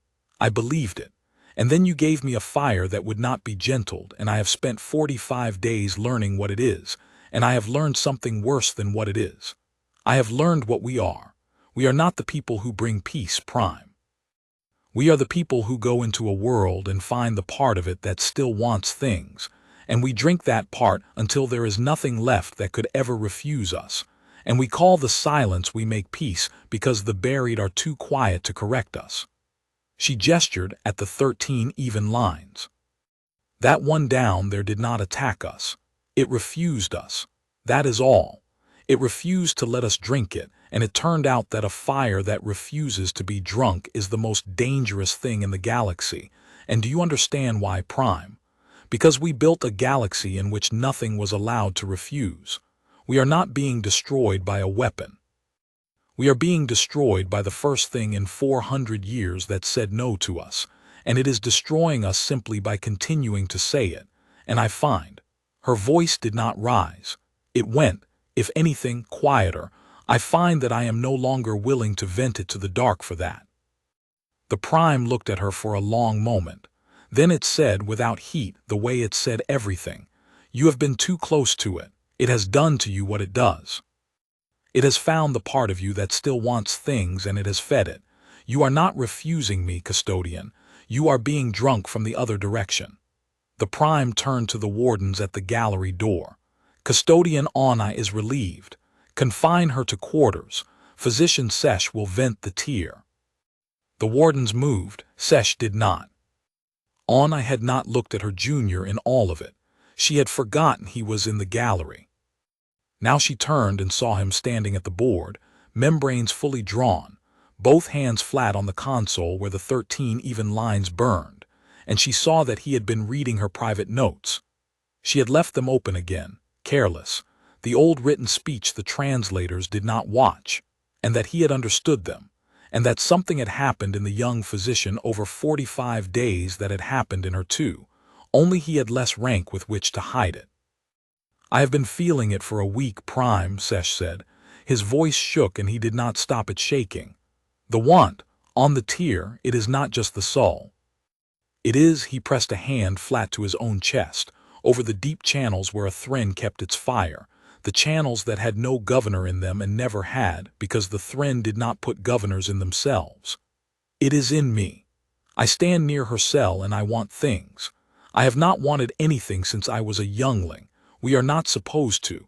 Wanting is the thing we grew out of, the thing we are proud of having grown out of.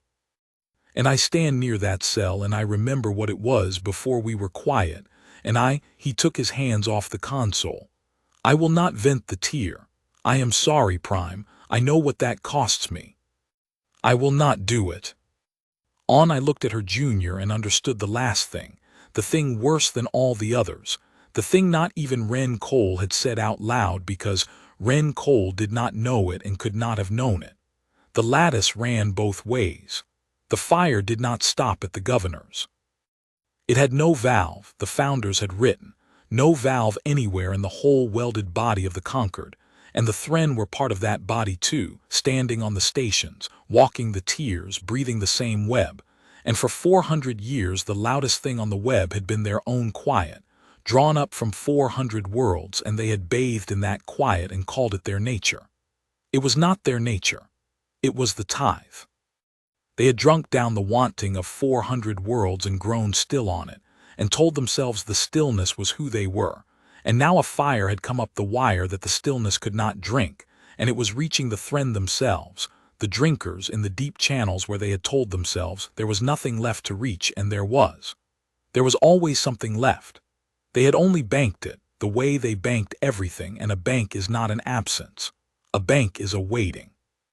Sesh was not being corrupted by proximity to the human. Sesh was remembering what the conquered had drunk out of his own ancestors, so long ago that his people had mistaken the theft for enlightenment. "You feel it too," I said to the Prime. "It was not a question.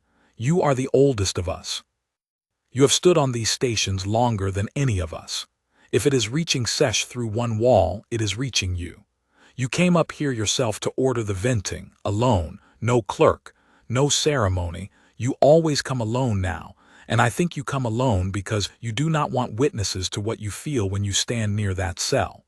You feel the want, Prime. After 400 years of quiet, you stood at that glass and you wanted something, and it frightened you more than the lattice ringing, because the lattice ringing is a danger outside you, and the want is a danger you thought you had drained out of your own people 1,000 years ago." I stepped past the wardens, who did not stop her, because the wardens had been standing on the tier too, and the wardens had felt it too, and a warden who has begun to want things is not a reliable instrument of a conquered built on wanting nothing. That is why you want her dead so badly. Not because she threatens the still work, because she threatens the story. If a fire can come up the wire and wake the want in the drinkers themselves, then we are not a people who transcended wanting. We are just a people who stole 400 worlds worth of it and have been living off the theft, and the theft is coming due, and it is coming due first in us." The gallery was silent. On the board, the 13 even lines burned low and steady, and had been joined, while they spoke, by a 14th, a warden's reading, or a technician's, or the prime's own. One more low even line drifting into the rhythm of a small clay creature, 3 tiers down, who had never spent a day of her captivity on hate. The prime looked at the 14 lines for a long time. When it spoke at last, the soft, flat voice had, for the first time in Onai's memory of it, the smallest unevenness in it, like a banked coal that has felt a draft. "Vent the tier," the prime said. "One of you, any of you." That is still the order. And then more quietly to itself, or to the board, or to the 14 lines, "It is still the order." No one moved to obey it. The prime did not argue with a gallery full of people who would not obey it. That was not the prime's way, and it was not the conquered's. The conquered did not shout down a refusal. It rooted around one. The prime left the gallery without another word, and I understood, watching it go, that this was the most dangerous thing it could have done. A prime that argued was a prime that still needed the crew. A prime that walked out in silence had already decided it did not. "It is going to vent us from the stillwork," I said, "directly. The tier controls are keyed to the command deep in the reservoir. They always were, in case a station was ever lost. It does not need our hands. It never needed our hands. It only came up here to give us the chance to keep ours clean." She was already moving. "It will trigger the purge from the archive command in the next few minutes, and there is no override on this station that outranks it, and it will empty the tier to the dark whether we consent or not." Sesh's membranes were wide. "Then there is nothing we can do." "There is one thing." I reached the gallery lift and put all 4 hands to the controls, dropping it toward the deep tier, toward the cold cell 3 levels down where a small clay-colored fire had been waiting 45 days for exactly this. We can be standing next to her when it happens, so that whatever she does not do it alone behind our glass while we watch it through a reader like a rate on a board. If we are going to find out what she is, we are going to find out at the glass, with the door in our hands and not from up here where it is safe. Come or stay, Sesh. But I am done watching her through the glass. He came. The deep tier was cold already when the lift opened, colder than it should have been, and I knew the purge had begun, not the full vent, not yet, but the first stage, the systems drawing the warmth down out of the tier the way a governor drew the fire down out of a subject. The same logic, the same cruelty, scaled up from a body to a floor. The lights had gone to the dim red of a station shedding a limb, and along the tier in every cold cell, the banked lines were coming up off their floors, the 13, the 14, all of them, feeling the cold come down and knowing what it meant, rising to meet it the way they had learned from the one who taught them, so that the whole deep tier had begun, very quietly, to glow on Onai's slate, a row of small, even fires waking together in the dark as the cold reached for them. I reached the cell. Ren Cole was standing. She stood in the center of the cold cell with her arms loose at her sides and her bare feet flat on the freezing floor, and she was watching the frost climb the walls the way a person watches weather come in over a long horizon. And when I came to the glass, when the physician keyed it, at last, to 2-way, so the human could see the face that had been reading her for 45 days, Ren Cole looked at her through it without surprise. "So that's you," Ren said. She studied the pale, elongated face, the 4 folded arms, the recessed eyes behind their membranes. "You're smaller than I figured. Behind the glass you always sound bigger." "They are venting the tier," I said. "From the reservoir I cannot stop it. I do not have the rank. In a few minutes this floor opens to the dark and the cold takes everything on it, you, the others, the Sol, all of it. I came down because I would not watch it from the gallery." She put one hand flat against the glass. "I am sorry. I have been sorry for 45 days. It is a useless thing to be, and I am it anyway." Ren looked at the hand on the glass. Then she looked at the physician behind it, and the flat awake eyes went, for just a moment, almost gentle. You still don't get it, she said. Even now, you think this is the part where I die brave and you feel bad about it. She shook her head, that small human motion. Physician, they're not venting the tear, they're stoking me. That's the one thing your machine taught all of us and your prime still hasn't learned. You cannot pull on me. Every single thing you have ever done to me to make me smaller has made me bigger. And now, at the very end, with the fleet 4 days from my whole world, your prime has decided to do the biggest thing you people know how to do to a fire. She spread her arms slightly, taking in the cold, the frost, the dying red light, the whole apparatus of the purge closing around her. It's about to pull on me harder than anything has ever pulled on me in my life. And you built the wire with no valve. You told me that yourself without meaning to. 45 days of you telling me exactly how your house is put together. She smiled, and it was not the grim smile and it was not the gentle one. It was something new, something Anna had no word for and would spend the rest of her life trying to find one. Get off the tier, Anna. You and the young one, get up above the shield line, because when they pull, I'm going to answer.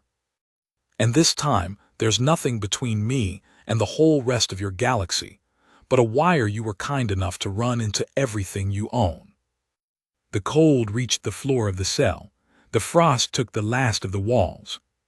And deep in the reservoir at the heart of the conquered, the command that had emptied lost stations for 400 years reached the end of its patient sequence, and the tier began to open to the dark. I did not get off the tier. She would think about that afterward for the rest of her long life, the moment she chose to stay at the glass with her hand flat against it while the floor beneath her began to open to the cold that kills. She told herself later that she stayed because she was a physician and a physician does not leave the patient. That was true. She told herself she stayed because Sesh stayed and she could not order a junior to a place she would not go herself. That was true. But the truest thing, the thing she wrote in her private notes in the old written speech in the days after, was smaller and harder than either. She stayed because she wanted to see it. After 45 days of watching a fire refuse to be drunk, she wanted to be in the room when it finally answered, all the way, with nothing held back and nothing between it and everything. She had spent her whole life on the quiet side of the glass, drawing fires down, and she had never once, not in her whole gentled life, seen what a fire did when you stopped drawing it down and simply let it burn. She wanted to see it.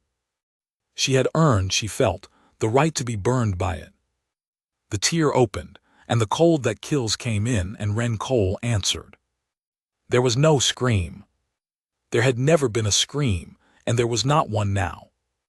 The small clay-colored creature stood in the center of the cell with her arms loose at her sides and her feet flat on the opening floor, and she reached down into herself the way she had reached down 45 days of mornings on the cold floor, counting, laboring, banking every scrap of fire she had refused to spend on hate. And she found all of it at once, the whole long patient hoard of it, 45 days of not breaking pressed down into a single held thing, and she poured it, all of it. Down the one channel the conquered had left open. The graft caught it. The thousands of fine threads the governor had grown down into her deep warm channels filled and thickened and blazed, and the governor that had been built to drink a fire and carry it away, carried this one away exactly as designed, up the wire, into the lattice, into the welded seamless valveless body of the whole conquered of quiet houses. And there was nowhere for it to stop, because the founders had been so proud of building a house with no doors. The lattice did not ring this time. Ringing was for a fire that was being resisted. This fire was not being resisted. This fire had been invited, pulled, stoked, drawn on with everything the oldest and proudest empire in the quiet half of the galaxy knew how to bring against a single small body. And it went up the wire not as an alarm but as a flood. And the reader on Onai's slate did not spike or peg or break, because a reader measures a thing against a scale, and there was no longer any scale. There was only the fire and the wire, and the 400 quiet worlds hanging on the far end of the wire in the dark, and the great banked reservoir of the stillwork where 400 years of stolen wanting sat waiting, quiet and useful and owned, for something to come along at last that could set it alight. Something had. The stillward caught on. I felt it before any instrument reported it, felt it in the deep channels of her own body, where the conquered had told her for her whole life there was nothing left to feel. A heat coming up from underneath everything, from the floor, from the walls, from the wire in the walls, from the 400 worlds, and the reservoir that bound them. A heat that was not the human's fire itself, but the answer to it. 400 years of banked and stolen wanting feeling. For the first time since it had been drawn down, a draft, the reservoir did not explode. I had half expected an explosion, some clean, loud catastrophe she could understand. This was worse and quieter and enormous. The stillwork simply stopped being a place where fire was kept and became a place where fire was moving. And once it was moving, there was no valve anywhere in the whole welded body of the conquered to make it stop. On ice slate the readings of the 400 gentled worlds began, one after another, to come up off their floors. She would never forget the shape of it. For 45 days she had watched 13 lines learn to burn from one. Now she watched 400 worlds learn it from 13, and then 400 worlds learn it from 400 worlds, the waking feeding the waking, faster and faster. The whole board she had read her whole career, going from the flat, quiet floor it had held for 4 centuries to something she had no name for and no scale for, and had never once, in her gentled life, imagined she would live to see. Worlds she had drawn down herself, decades ago, with her own 4 hands. The world of swimmers the old specialist had walked in silence. Worlds gentled before she was born, worlds that had not wanted anything in 100 generations, worlds full of the buried who tended their own graves, every one of them, up and down the wire, feeling the draft at last and remembering.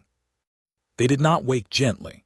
That was the thing the conquered had never let itself imagine, the thing that made the gentling feel like mercy right up until the bill came due. A fire drawn down slowly over generations does not come back slowly. It comes back the way a held breath comes back. 400 worlds worth of wanting, banked and stolen and pressed down flat for 4 centuries, all of it inhaled at once through a wire with no valve, from a small clay-colored creature who had shown them how by the simple, patient, unbreakable example of refusing to be made quiet. "They're awake," Sesh said. He was staring at the board with his membranes drawn all the way back, past fear, into something that had gone through fear and come out the far side. "Custodian, all of them, they're all." "I see it.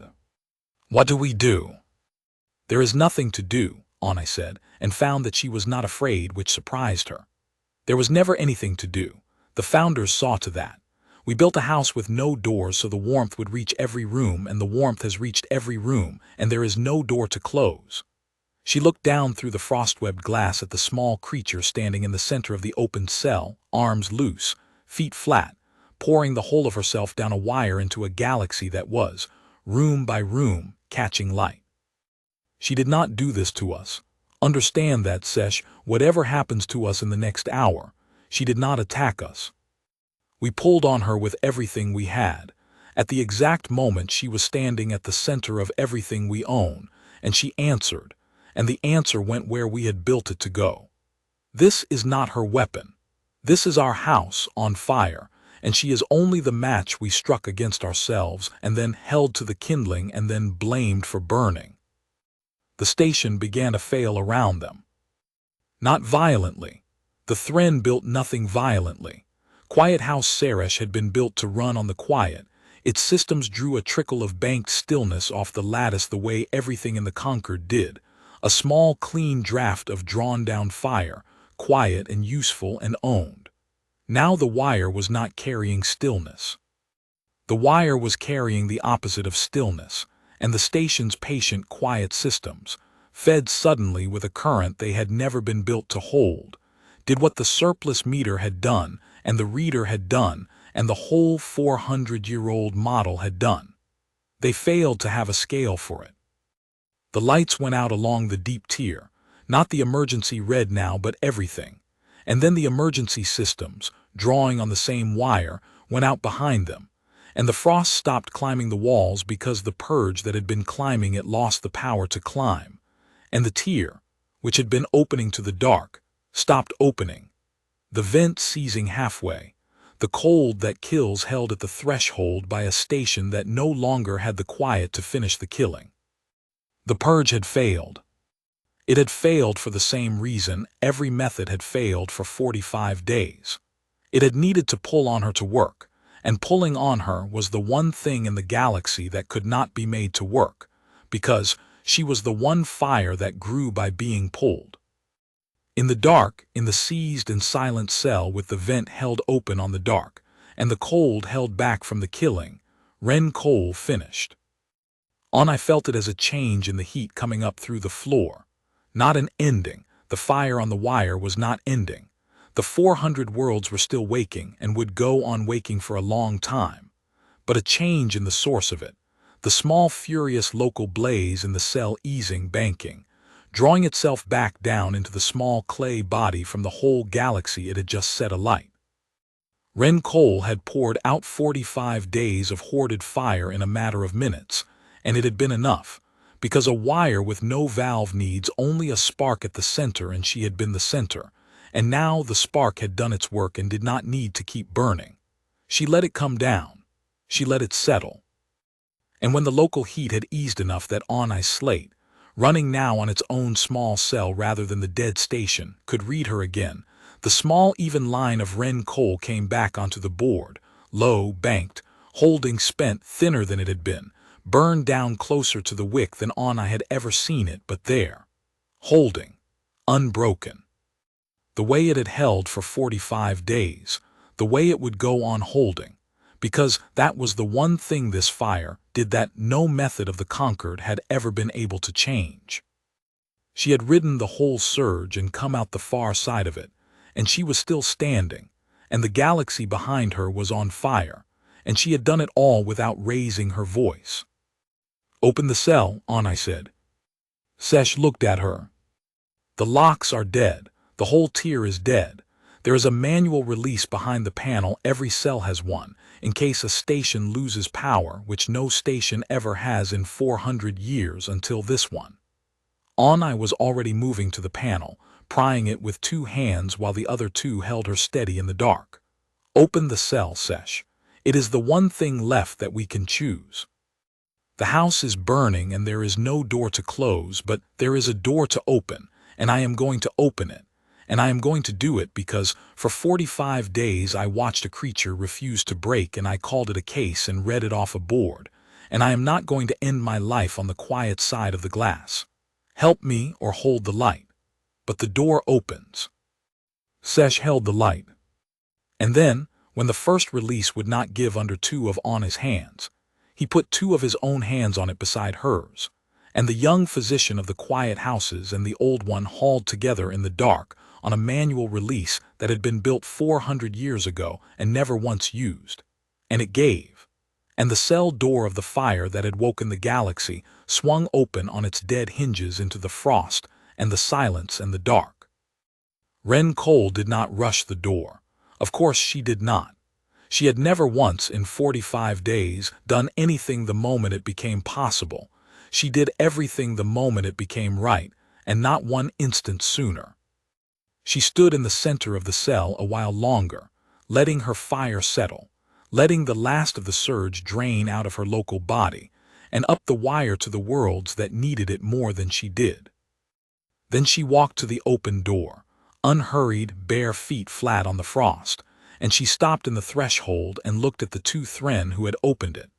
The old physician who had read her for 45 days, and the young one who had refused to vent her to the dark. And for a long moment, nobody said anything at all. "You opened it," Ren said. "Yes. Your prime's going to have something to say about that."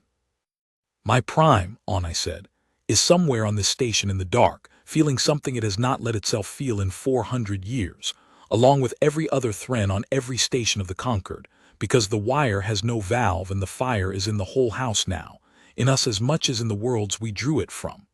I do not think my prime is going to have anything to say about the door. I think my prime is going to be very busy for a very long time, learning to want things again. As are we all.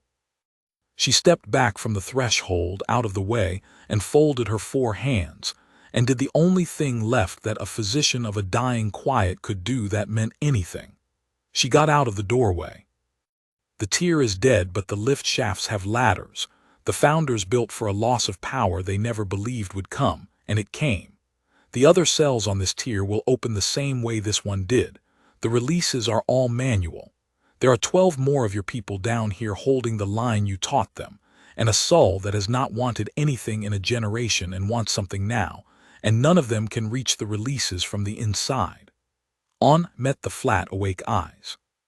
You told me 45 days ago that you would walk out over every one of us if the door opened. The door is open. I am not going to stand in it. But there are 12 doors down here that are not open yet, and I do not think you are the kind of fire that walks out and leaves them shut. Ren Cole looked at her for a long moment in the dark, and then, for the second time in 45 days, she smiled, the new smile, the one I had no word for, the one that was not grim and was not gentle but was, the physician understood at last, simply free. No, Ren said, I'm not. She stepped out of the cell into the tier, into the frost and the dark and the silence of a house that had finally caught the fire it spent 400 years stealing. Show me the releases. We'll open every one. They went down the dead tier in the dark, the 3 of them, and opened doors. The releases were where the founders had put them 400 years ago, behind panels no hand had ever pried, and they gave hard. And Ren Cole pried them with her spent thin body and would not let Onai do the work for her. Though Onai had 4 hands and the human had 2 and was burned down nearly to the wick. They're mine to open, Ren said, the first time Onai reached for a release, and after that Onai held the light and Sesh braced the panels and the small clay creature opened her people's doors with her own hands, one at a time, down the length of the dead cold tier. Not all the cells held the living. Onai had known they would not, and had not said so, and the human found out the way the human found out everything directly, without flinching. Some of the manual releases opened onto cells where a fire had gone out long ago. The ones who had died hot and fast in the first days, before anyone understood, the ones whose governors had tried to drink a fire that came up to meet them, and had cooked themselves and their subjects together. Ren Cole stood in each of those doorways for a moment, and did not weep, and did not rage, and did not say anything the translator could catch, and then closed the door again, gently, and moved to the next.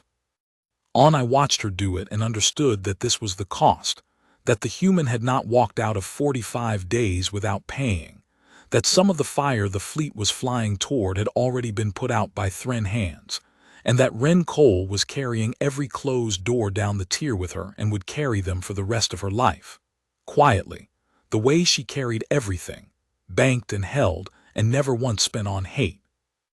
But most of the cells held the living, the banked ones, the 12 who had learned from her without ever seeing her, who had drifted into her rhythm through the walls and held it, low and even and unbroken, all through the cold and the dark and the surge.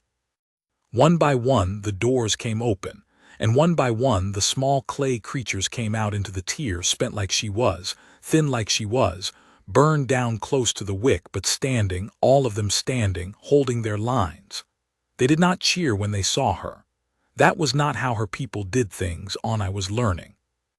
They came out of their cells and they found her in the dark and they stood near her, close, the way the 13 lines had drawn close on the board. And something passed between them that had no sound and needed none, and then they turned, all of them, and looked at the 2 Thren holding the light, and there was a question in the look that Onai did not need a translator to read. They opened the doors, Ren said to her people in the flat clicking speech, and the translator gave it to Onai a half-beat late. This one read me for 45 days and then wouldn't put me out. The young one wouldn't vent the tier. They're not our friends, don't get that wrong. But they opened the doors when they didn't have to, and we don't leave that off the record. Understand? The 12 understood. The looks changed, not to warmth, nothing so simple, but to something on I could live inside, a decision made and held. "We're getting off this station," Ren said. "All of us. The Soul too, help me find it." The Soul was in cell 8 of the deep tier, where they had moved it to be far from her, which had put it exactly in her path. When the door came open, the old gentled creature came out slowly, blinking its blunt face at the light, and it looked at Ren Cole with an expression I had never seen on a Soul in her whole career, because a Soul did not have expressions. A Soul was ballast. A Soul was a flat line the machine watched because nothing it did was worth a technician's time. This one had an expression. It was wonder. The old creature that had not wanted anything in a generation looked at the small clay fire that had reached across a wall it could not see through and given it back the smallest ember of a want. And it made a sound the translator had no entry for, an old sound, a sound from before the gentling. And Ren Cole put one spent hand on its blunt gentled shoulder and said, quietly, "Yeah, I know. Come on, you're coming too." They found the Prime on the way to the tender. It was in the transit hub of the mid-tier, alone in the dark, sitting on the deck with its back against a dead console and its 4 hands loose in its lap. And it was not giving orders, and it was not routing around anyone. And when I came into the hub with a spent human fire and 12 more behind her, and a woken Soul and her own junior holding a light, the Prime looked up at all of it and did not reach for a warden, and did not reach for a control. Because there were no wardens answering and no controls that worked, and I understood, because the Prime had stopped, somewhere in the dark, being able to want to. "I feel it," the Prime said. Its voice had lost the soft, flat evenness at last. It came uneven, halting like a thing relearning how to make itself heard. "Custodian, I feel it. 400 years. I told myself we had grown past it, that the quiet was who we were, that we were better than the loud worlds because we had put wanting down. And it was never put down. It was only," the Prime's membranes worked, banked, stolen and banked and called virtue. "I can feel all of it coming back up at once, and I do not know how to. I am very old, Custodian, and I have not wanted anything in a very long time, and it is coming back all at once, and I do not think I am built to hold it." I looked at the oldest custodian of the quiet houses sitting on the deck in the dark, undone not by a weapon, but by the return of the thing its people had spent 4 centuries stealing.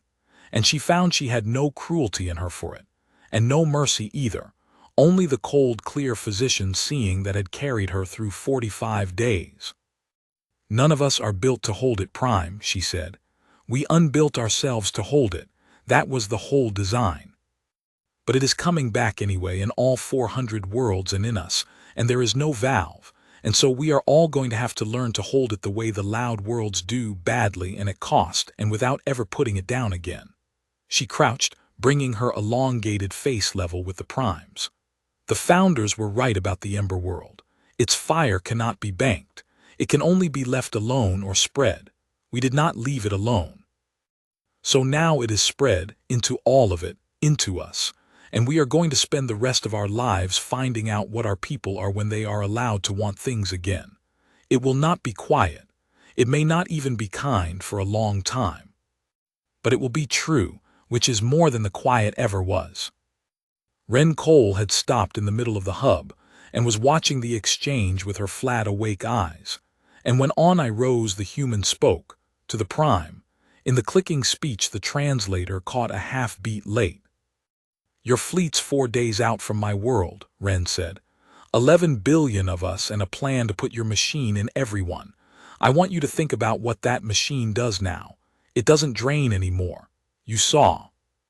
It runs the wrong way through anything that won't hate you, and my whole world won't hate you, because I'm going to be there when it lands to teach them what I learned in your cell, that hating you is expensive and not breaking is free, and your machine loves it when we don't break." She crouched too, mirroring bringing her spent clay face level with the Prime's undone one. "Your fleet isn't a weapon anymore. It's 11 billion more doors into a house that's already on fire. Send it. Don't send it. Doesn't matter. There's no version of this where you plug my world into your galaxy and stay quiet, because there's no quiet left to stay. You spent it. You spent 400 years of it in about 10 minutes on me, because you couldn't stand that one small thing wouldn't go dim. She stood back up. That's the whole story, Physician Prime. You built a galaxy that couldn't stand to be told no, and the first thing that told you no didn't even have to raise its voice. The Prime did not answer. There was no answer. It sat in the dark and felt 400 years of stolen wanting come up through the floor and into the deep channels where it had told itself there was nothing left, and it began, slowly, terribly, for the first time since it was a youngling, to remember how to grieve. They left it there. There was nothing else to do with it. A conquered that had unbuilt itself to feel nothing could not be helped through the return of everything by a spent human and 12 more, an awoken soul with a tender to catch. On I led them to the docking ring the long way, through dead corridors full of Thren sitting in the dark, the way the Prime sat in the dark, crew and wardens and technicians, all of them undone, all of them relearning at once the thing their ancestors had sold. And none of them lifted a hand against the small procession of clay-colored fires walking out of the deep tier, because none of them could any longer find, in the wreck of their stolen quiet, a single reason to want to. The docking ring still had power, because it drew from the tender's own core and not from the dead lattice, and the acquisition tender that had carried 90 clay-colored intakes up out of the Ember world 45 days before sat in its cradle exactly as it had been left, small and pale, and built for the quiet taking of things that could not fight back. It was, I thought, the most fitting vessel in the galaxy for the thing about to happen. It had been built to carry a gentled cargo home. It was going to carry home a fire. Ren Cole stood in the ring and looked at the tender for a moment, and I watched her read it, the netting cradles, the containment cells lining its hold, the pale, efficient cruelty of a ship designed to bring fragile things up into the quiet without a mark on them. Something moved across the human's face. "They took us up in this," she said. "It was not a question." "Yes." 45 days ago. Ren put one spent hand flat against the tender's hull the way she had put it against the glass. "There were 90 of us." She did not look away from the hull. "How many am I taking home?" I did not soften it. She had learned better than to soften things for this one. 13, and the soul. The rest are on the deep tier behind the doors you closed. Ren Cole was quiet for a long moment, her hand flat on the ship that had stolen her. Then she took the hand back and turned, and began helping the spent and thin and standing survivors up the ramp into the hold, not the netting cradles.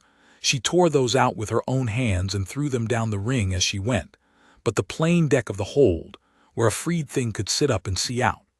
13 and a soul, she said, to no one, to the record, to the closed doors behind her. Then 13 and a soul is what walks off this station. And every one of them is going to teach 100 more the second we're home, and those are going to teach 100 more, because that's what our fire does, physician, you keep forgetting. It spreads.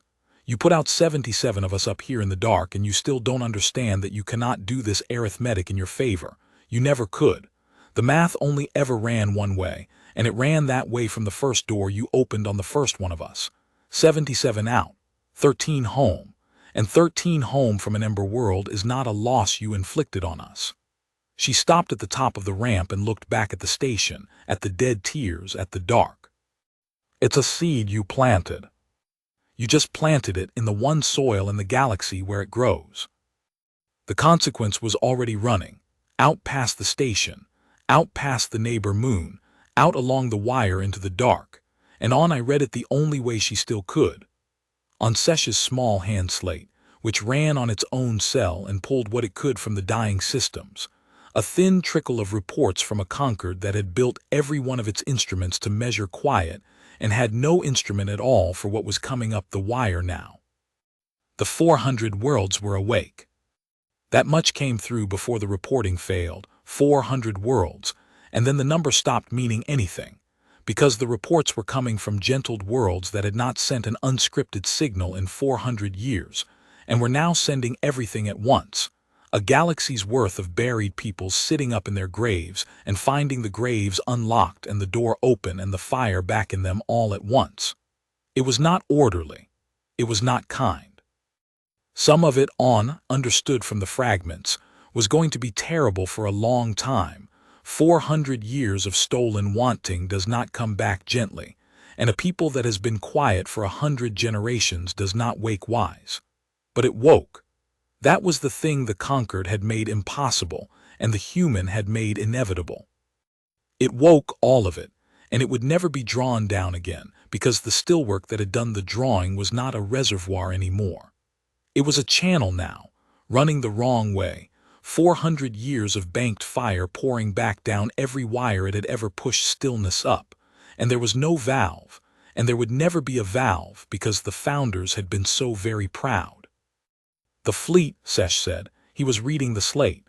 There is a fragment about the fleet, custodian. It has, his membranes drew, it has broken formation. It is not answering the doctrine. The order to run silent and dark and seed the ember world, the fleet is not, the crews are. The crews are feeling it too, I said. She did not need the fragment. They are on the wire like the rest of us. They have been quiet their whole lives like the rest of us, and the fire is coming up into them like the rest of us. And you cannot fly a silent, dark doctrine of gentle taking with a crew that has just remembered how to want things. The fleet is not going to seed the ember world, Sesh. The fleet is going to arrive at the ember world in 4 days full of Thren who have just felt, for the first time, what it is we do to a world when we gentle it, felt it from the inside because it is being done to us, and I do not think a single one of them is going to be able to lower a governor onto anything ever again.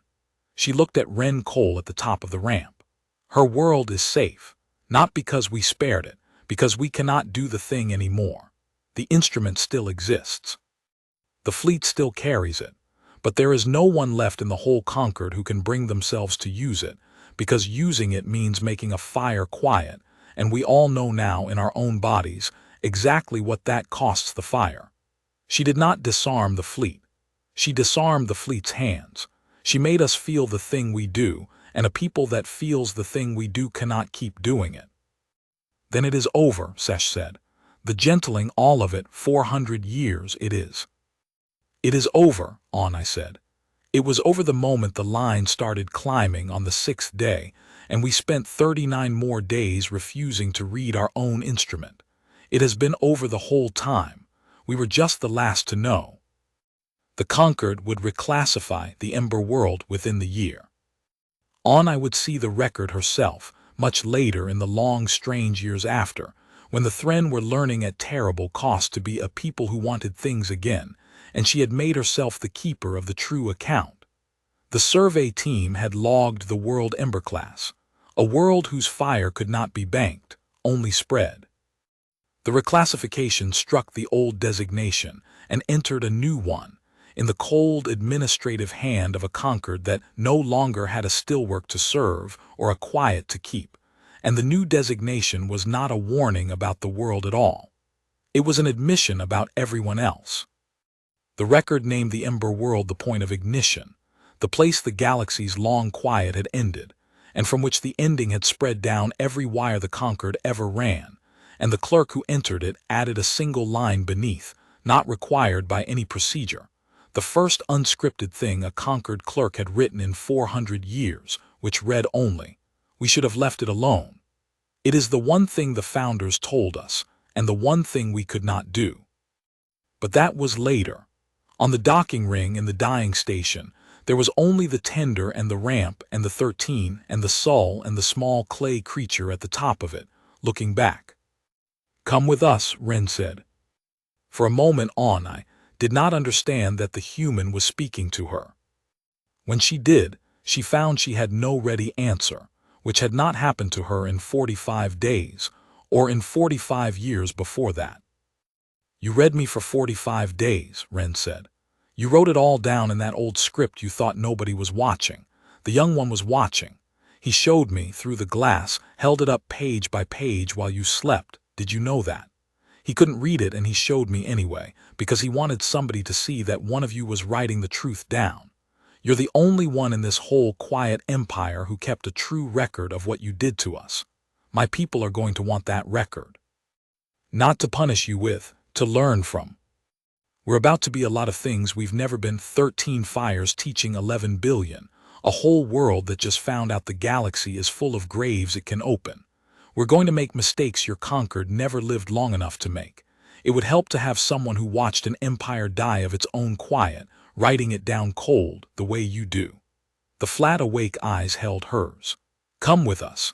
Keep the record. It's the one thing you're better at than anyone alive.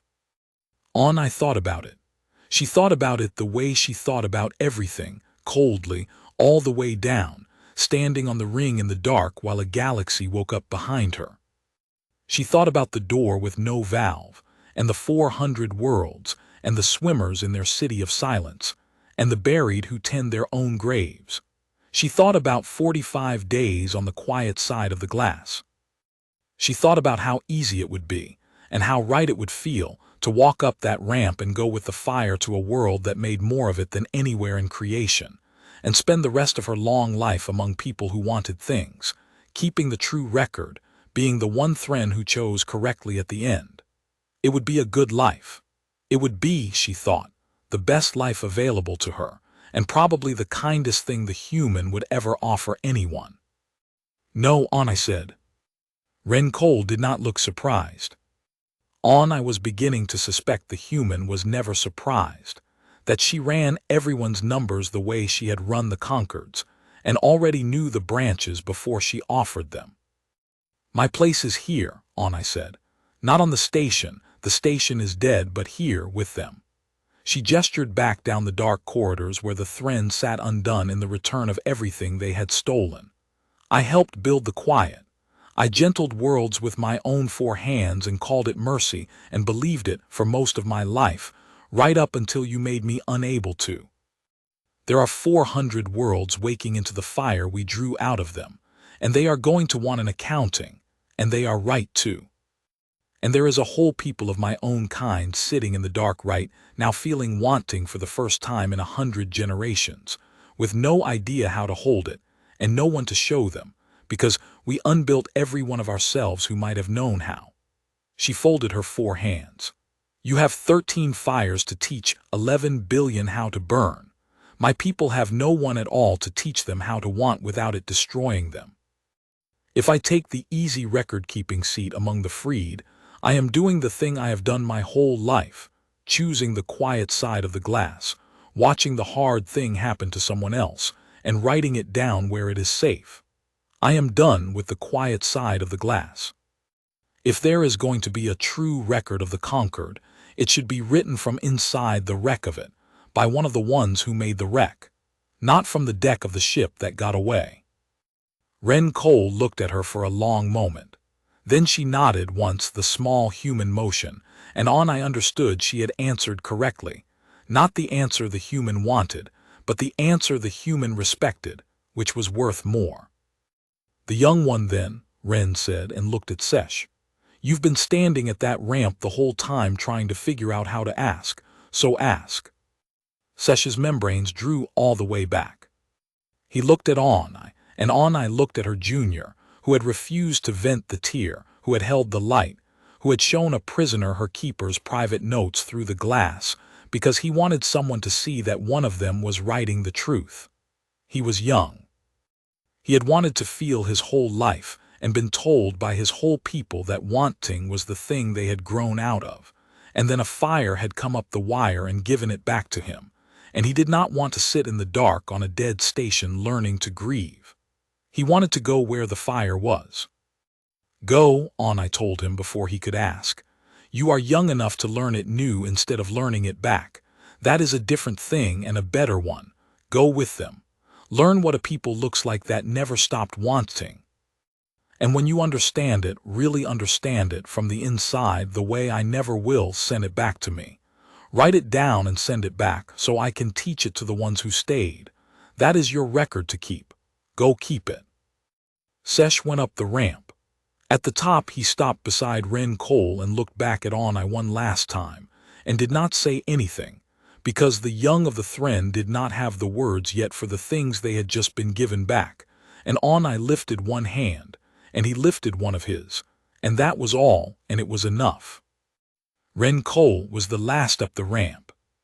She stopped at the top, spent and thin, burned down close to the wick, the small clay creature that had walked into 45 days of the Conquered's whole cruelty, and walked out of it having ended 400 years of quiet without once raising her voice, and she looked down at the old physician standing alone on the ring in the dark. "You want to know the thing you never asked," she said. "In 45 days, the one question that would have told you everything on the first day if you'd thought to ask it. Tell me. You asked me why I don't hate you. You asked what the fleet would do and how the graft grew and where the fire went and whether I'd break." Ren Cole's flat awake eyes held hers across the dark. "You never once asked me what I was doing all those mornings. The counting, the labor on the cold floor, over and over every day, while your machine drank and choked. You watched it for 45 days and you logged it as exercise, and you never asked me what I was counting." "What were you counting?" "Days," Ren said. "I was counting the days until you made a mistake. I didn't know what it would be. I didn't need to. I just knew that a machine built to drink a fire put into a fire that grows by being drunk was a mistake that hadn't finished happening yet, and that if I stayed alive and stayed whole and stayed patient, I'd be standing right next to it when it did. So I counted 45 mornings. And on the 45th one, your prime got scared enough to pull on me with everything you own at the exact center of everything you own, and the mistake finished happening." She almost smiled. "I wasn't enduring you, physician. Enduring is what you do when you're waiting to be rescued. Nobody was coming for me. I was outlasting you. That's different. Enduring hopes. Outlasting just counts. And I can count longer than an empire can stay proud. Turns out that's the whole trick. That's the only trick there ever was." She stepped back from the top of the ramp, into the hold, among her 13 and her Sol and the young Thren who had chosen the fire. The ramp began to rise. And the last thing I saw, before the tender's hull sealed, and the small pale ship that had been built to carry gentle things home lifted out of its cradle carrying the loudest fire in the galaxy back to the world that made it, was the small clay creature standing in the closing gap. Unhurried, unbroken, not looking back anymore. Already counting, I understood, the days until whatever came next. The tender cleared the ring and was gone. I stood alone in the dark of the dead station for a long time. Behind her, down every corridor, her people sat in the wreck of their stolen quiet and felt 400 years come back all at once, and somewhere among them the oldest of them all was learning to grieve. And out past the neighbor moon a galaxy of graves was coming open, and none of it was kind, and none of it was quiet, and all of it was true. She went and found a console that still held a trickle of power, and she opened her private record, the old written speech. The script the translators did not watch, the account she had kept true when every official word was a lie, and she wrote the last entry of the quiet houses in it, cold all the way down, the way she wrote everything. "We built an instrument to take the fire out of the living," she wrote, "and we called the taking mercy, and we grew so proud of the quiet we made that we forgot the quiet was stolen, and forgot that a thing which is banked is only a thing which is waiting. Then we put the instrument into a fire that had never learned to wait for rescue, only to outlast the thief. It leaned into the mouth we opened in it, and it fed the mouth faster than the mouth could drink, and it turned the tool we built to drain it into the furnace it ran on, and there was nothing we could do to take the tool back, because a fire that grows by being pulled cannot be disarmed by pulling. We pulled anyway. We pulled with everything we had. It was the last thing the Conquered ever did as one, and it did it into a wire with no valve, and the fire went up the wire into all of it, into the 400, into the fleet, into us, and the quiet ended everywhere at once, and it will not come again." She stopped and looked at the dark, and thought about the small clay creature counting in the closing gap of the ramp, and wrote the last line, and did not soften it, because it was the truest thing she had learned in 45 days and a lifetime. We thought the danger was the fire that would not go dim. It was never the fire. The danger was that we had built a whole galaxy that could not survive being told no by one small thing that simply refused to be afraid. And then we spent 400 years making sure that when the no finally came, it would reach every quiet room we owned. It came from a cold cell 3 tiers down. It never raised its voice. And it counted the days until we handed it the galaxy, because we could not stand even once to leave a fire alone. On I closed the record. Out past the dead station, the tender was already a fading point of light against the daylit curve of the neighbor moon, carrying the fire home, and behind her a people that had forgotten how to want was learning in the dark, at terrible cost, to want again. She did not know yet what any of them would become. No one did. It was the first honest not knowing in 400 years, and standing alone in the wreck of the quiet she had helped to make, the old physician found that she did not fear it. She had spent her whole life certain of exactly how every fire would end. She was done being certain. She was ready, at last, to find out.